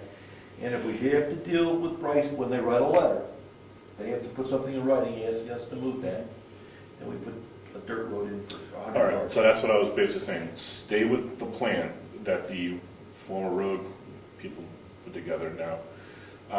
Stick with project one being Lyford as our next project we're gonna do for the spring, summer, fall, whatever. Bryce Drive is gonna continue to be project number 3 for 2016, but we will make that change to the road, taking the pavement off the person's road, off of their property, and gravel it. But finish up Bryce Drive in 2016 properly. I suggested, asked Eddie what it would, depending on the length of the road, if we can't get a big company to come in and do that short section, could we get a driveway paver or something, just temporarily to cover it? Yeah, he said that was possible. He said it'd probably be a few $1,000 to do that. That's something we can always do. Yes. We can see if the money towards the fall is doing well enough, we can always, instead of graveling, we can go down that road. Yeah, okay. But we can address Bryce one way, we're gonna address Bryce if the people that have a stake in that game ask for the pavement to be moved off. We will address it by virtue of the fact just moving the pavement off, graveling it, so it's off their property, but doing the full project, we'll stick with 2016 for now. Yeah. And just to make sure we're all, Yeah. and we're gonna continue with the Lyford project as Okay. planned. Okay? okay, so with that in mind, then those decisions go to the bottom, to the last page, to where you're pulling out capital and you're putting money in. So, capital outlay, Line number, please? line number 4900, Yep. that's the one where you're gonna need 94,000 to do Lyford Road. Because that's what we're So gonna am I spend. putting 94, 95,000 in there? Yeah. Let's call it 94, whatever remaining budget can come out of the road budget. That's what we do, that's right. He's learned. So 90 so put 94,000 in for doing Lyford. And then are you gonna put anything back in? And that's number 4915. So that would be what you put in to rebuild the fund. Yes. Okay. And what you gonna do? Last year we put in 65. That fund is gonna be very thin come next summer, so it's on your warrant article paper. Right there, we gotta fill those two numbers in. If you wanna find- Oh, I'm sorry. We're talking 4, 5, and 6 right now. 5 and 6.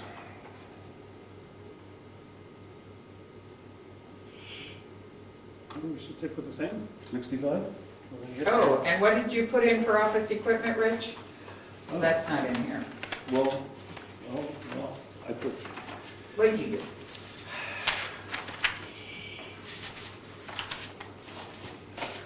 He has 8,000 scratched out, but we don't have a number, right? I didn't put a number in, I just put the thing, the Oh. warning.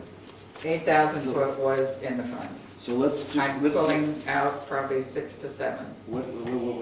or number 5, we're staying at 65? Yeah, let's stick with the plan here. Okay. We currently have, we're estimating $100,000 in there, right? Yes, We're gonna pull roughly, how much out of there? 100,000. 94. 94 grand. And we're adding, remember, we're adding 65 to it, so Right, 165. I'm just, okay, so I say we stick to 65. And we're gonna be short on Moose Mountain next year then. You've got 5 years of plan, 280-something thousand after the 94,000 that you're spending on Lyford Road. Yeah. So you've got a starting number, less that 285 divided by 5 plus some gap. So $60,000, $55,000 to $60,000 per year Mm. would cover. Yeah, so because Tom Hill and I were here, and we was, when we were talking about this, and he thought 65 is probably more than enough, but he said if you want to build a reserve, you'd go to 75. Well, my point is 65 works over 5 years, but not on project 2. Right. Because we'd have to rebuild it a little bit to get it back up. Project 2, we don't have, if we go with the 65 rate, we don't have enough to cover the 74. Right. Which is all right, we put Moose Mountain down a notch. And put at least closely one up higher, so we can accumulate again. We could do that. That could be easy switch to move Bryce to project 2, which is the least costly project there, which would build up that reserve again. Then we attack Moose Mountain Yeah. as the next. And that's the Okay. plan. Okay, then why don't we'll just do that, okay. So we'll do 65, and we'll do the 94 for Lyford. Okay, we're back to where? Well, Summer maintenance, highways, Yeah. 4312.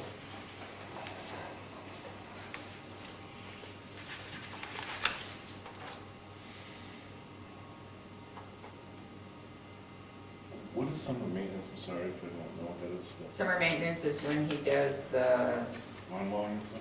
yeah, ditching, lawn mowing. ditching, Brush cutting.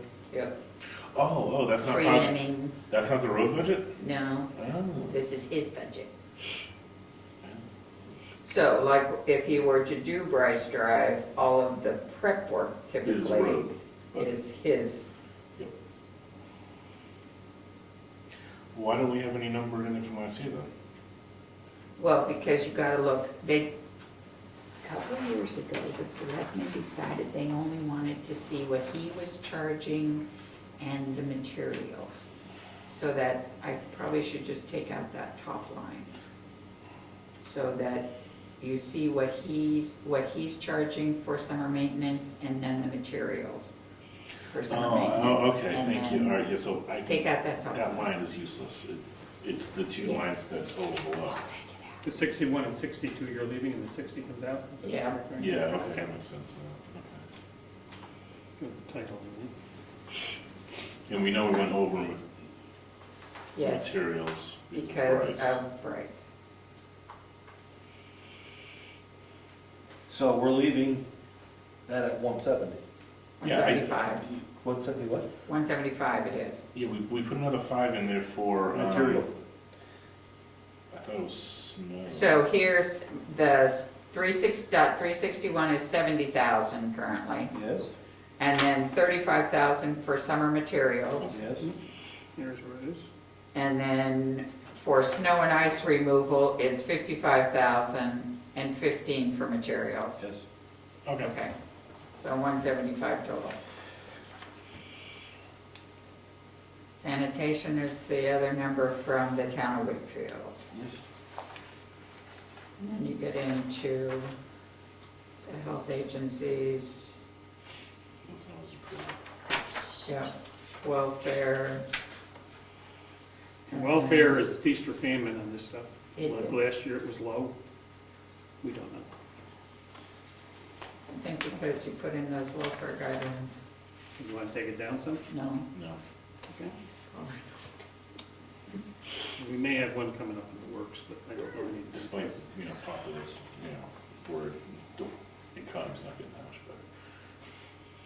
So then Tri-County cap in the food pantry, so probably the same. Yeah. Parks and, then we go down to Parks and Rec.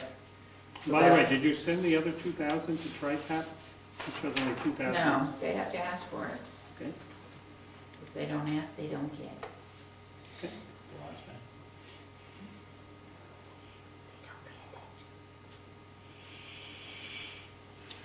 Parks and Rec? Parks and Rec was the number from Ethan, and he came and explained his number to you. So are you good with that number?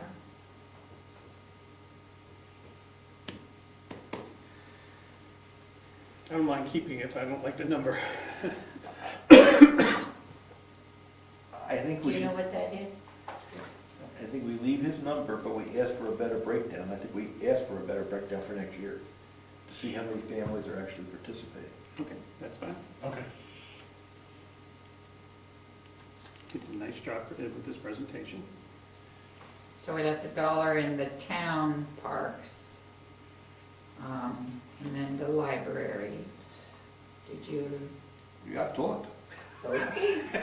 I've talked, nothing's changed because we just paid the bill. And then the patriotic purposes, I think this is the year Frank needs to buy new flags for the cemetery, so I'm leaving 150 in there. Agricultural Commission didn't do as much this year, but we kept them the same. I don't even see it. 45. 45.89, Then there's all the sublines underneath. yeah, Oh, it's below it. it's below it. So they have a budget of 300. Okay, we can pick up 500 on the Heritage Fund. Thank you. And did you write the warrant article for the heritage and the conservation? 500 and 500. Good, thank you. And then the Heritage Commission, we have the dues at 160, kept 100 in miscellaneous. I didn't spend it this year, but that's because workshops and activities at 100. So for agricultural and heritage, 1160, and then the conservation is at 301. I wonder what their dues will be. I guess they were only 100 last year. I thought they were more last year. Do you want to give us the bottom number? Or do we get the Yep. defibrillator next to us? And No, I have it. So it's a 13% increase. The bottom number currently is 718, 388.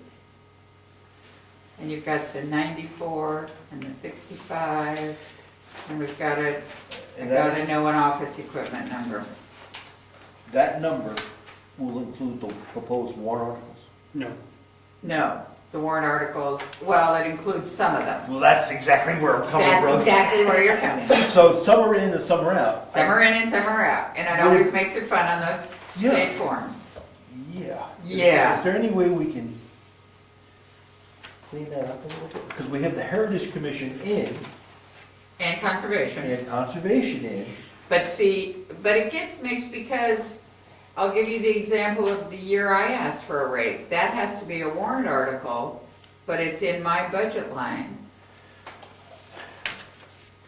So, yeah, it's confusing. And it says, I think said sum does not include special or individual articles addressed in this warrant. That's what it always says on that last And one. I understand that, but our budget has them in here. Yeah, that's, That, you know, we don't want to count them twice, man. No, I don't count them twice.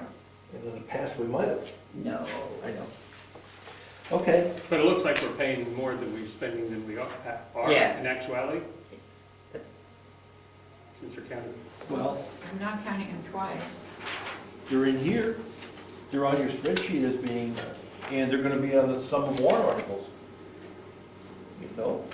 Yeah, but you don't total the warrant articles. No. So, does that mean every warrant article will be added on our spreadsheet at the bottom? So that people can see the full total? So, what you're saying is I should move so the only ones currently this year would be moving conservation and heritage down out of the operating budget I guess, to the bottom part. well, we have the road issue, right? The road's in and out. Look at this. The roads in and out, right. Look at here. One part it gives a total without them, another part it gives it with them. So we Yeah, spent- but it's also, but if you look at that, Bill, it also, if you look at the warrant articles, you need to make sure there were no warrant articles That's why the in, numbers. That's very clear. like supervisors of the checklist, remember, they asked for a raise last year. Let's see, we got, oh, here, that's clear. Because remember, there's the warrant The article warrant number article number on next to it. the 500. So they're included. If Just they're in a included, you different can column. see Right. different column, okay. I have a note about that. And when you give me the final warrant articles, that's when I put that number in. Okay, so I need numbers on how much we're gonna put into the cemetery fund. Cemetery fund and the Yeah, I'm going down the list. office equipment. Yes. Wait, I need three numbers, right, on the warrants so far. I'm sorry, are we done? You do? No, that's all. We need a number for warrant article number 9, with, right now, that's for the cemetery. The number you see there was last year's number, it was $12.50.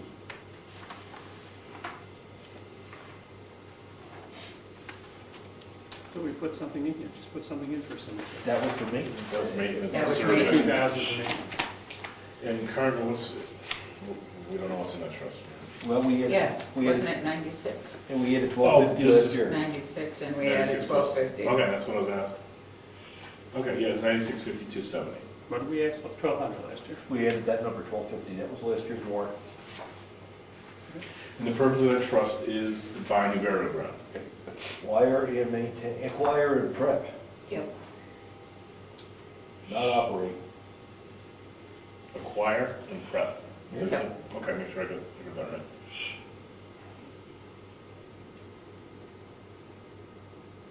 We might sell land, or trade land, or do something with land that would ultimately benefit that trust. Yeah. Is that on his potential warrant, I'm sure he's working on wording for that, just to make a note. The cemetery one. He said you talked to her about it, and we're gonna hold back. I thought you wanted it on I thought we were gonna put it on there too, and when I questioned where it was, she said you had a discussion.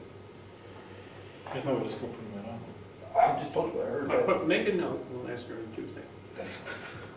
This is gonna be a good bill on Tuesday. No, she said she's gonna be waiting there, we don't know when we're gonna get called, so hopefully it's while she's waiting there, we get the Oh, money. it's free, okay. I'm assuming we're paying her, but she sits there for an hour. You're absolutely right. She So we doesn't gotta- sit for free. That's right, so we gotta talk fast. Okay, so the number here is Yeah, $12.50. Leave it? I say leave it. Fine. The one below that is how much for property reevaluation? You had that at 8350.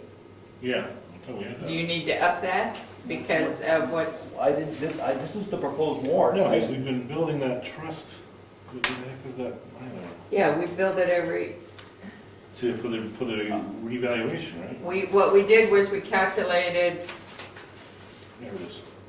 we've been putting 8,000 in per year. We Yes. typically put 8,000 in per Yes. year. Yes. And as I recall, Jessica looked at the contract and knew that we needed an extra 350. Yeah, So we stuck an extra, so it's 8,350. 350 to That's the cover number? the full Yeah. Avatar revaluation I due can- next I can year, do right? that. I thought it was 2015, yes. Right. I can do that. So now that number is 8350. That's Yes. another example, Dave, of us planning ahead for the reeval, which again, the town's been very supportive, knowing we're gonna get hit for big dollars when we do the whole reevaluation. I was just trying to do some quick math, and it goes back to that bonding question, but we're, in this budget, we're putting aside 50 grand, we're doing the roads, and then we have the building outlay, right? So if you throw those numbers together, just say we're gonna, we know we're gonna spend 60 grand or 65 grand a year on roads for the next 5 years or 6 years. You've got the 50 grand maybe this year, 50 grand maybe next year to make up for like theoretically 13 or 14 worst case scenario. And then you've got the capital outlay for the building. So, and then you've got minimally the cemetery, like another 25 grand say for the cemetery. So if you add those numbers up, I'm just doing this as we're talking, but say it's 750 grand, and you do, it would be interesting to find out what the bond numbers would be for 10 years for 750 grand. Because the tax increase to the town are like 14% hypothetically on budget, and then we're gonna have increased taxes for the non-waterfront property owners, decreased taxes for the waterfront property owners. The tax hit to everyone is going to be significant, but to the non-waterfront property owners is going to be very significant. And this would be a way to sort of flatten that out. And we've discussed this issue before, what they're gonna hit at the end of the year, because they won't know it in the summer one, because that's automatically happened last year, so they're not gonna know about that hit. And everything starts falling into place until we get into November, December. And all of a sudden, so we have traditionally warned people when we know there's potential to plan ahead to save a little extra, because the taxes apparently are gonna be going up, so. This just, I'm guessing, but it's 25 to 30 some odd %, which is a big lump for people. And maybe knowing that and being able to forecast it out would be the rationale behind having the Where do you discussion. come up with 25? Yeah, there's 25-30% of what, the, Tax increase. Tax increase. for, no, you think the rate could go up by 25 to 30% next year? For it, with this budget alone, right, is 14%. Then you're going to have a decrease in tax base coming from the lake, and a corresponding increase coming from non-lake. So, and I'm just doing the numbers Yeah, sitting here, yeah. but it's gonna be significant. And so whatever that number is, if it's Yeah. 15, we know it's minimally 15, right? Or 15, 20, or 25, or whatever the percentage is.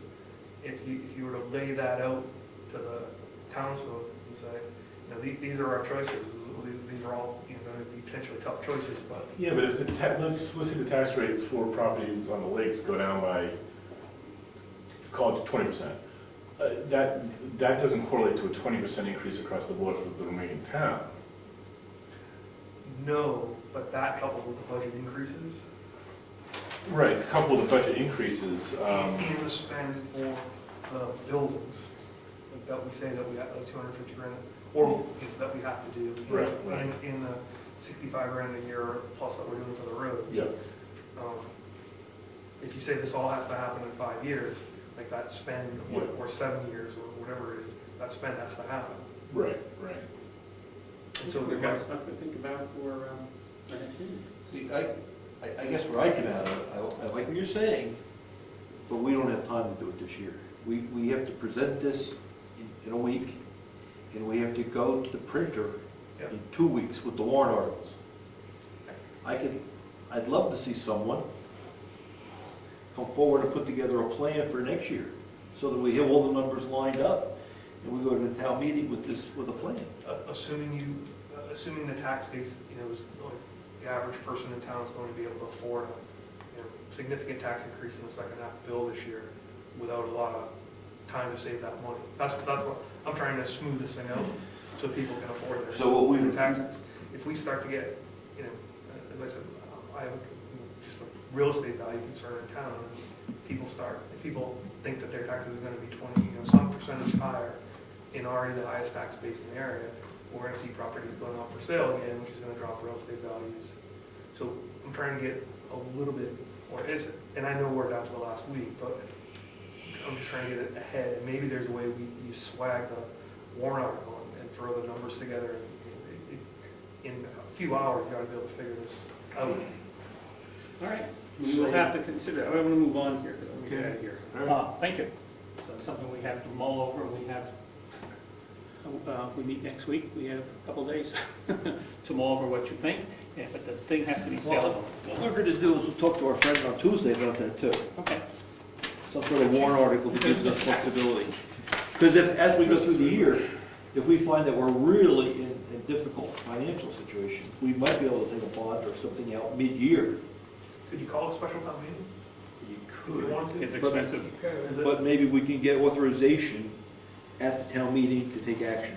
We have a right to borrow under, I think there used to be a thing in there for us having the right to borrow if needed. If not, we should put it back in. I don't know, maybe it's automatic, but put that on your list. Because we used to have years ago a thing that the selectmen have the right, to have the ability to borrow if it's so needed or something like that. The very worst scenario that I see is that you go to town meeting, people hear rumblings that the taxes are gonna jump up considerably, and they start voting things that we critically need down off the budget, and then, we're doing triage for every.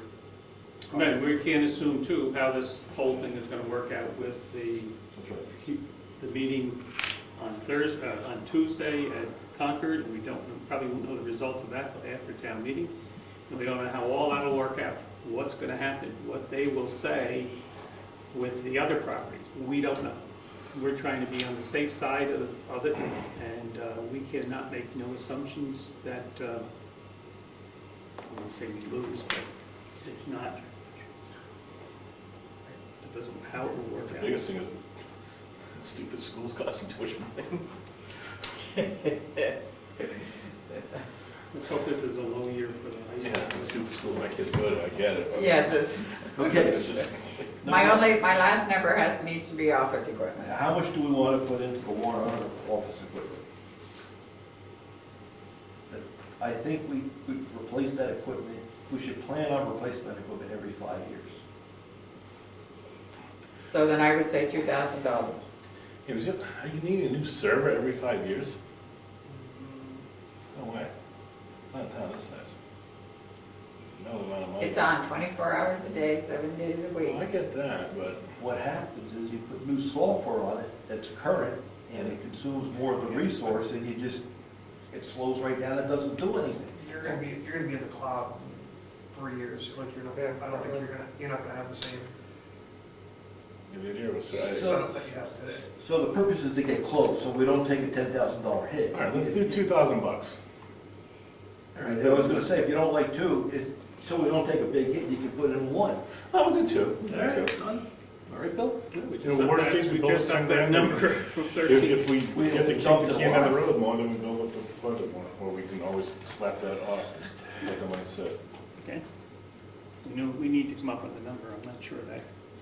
We need to go back over some of this. We heard two. So I heard two. I got two in. I will put another draft together of these warrant articles and try to put in two for the townhouse to see which way we want to go. We'll talk to the attorney on Tuesday about it.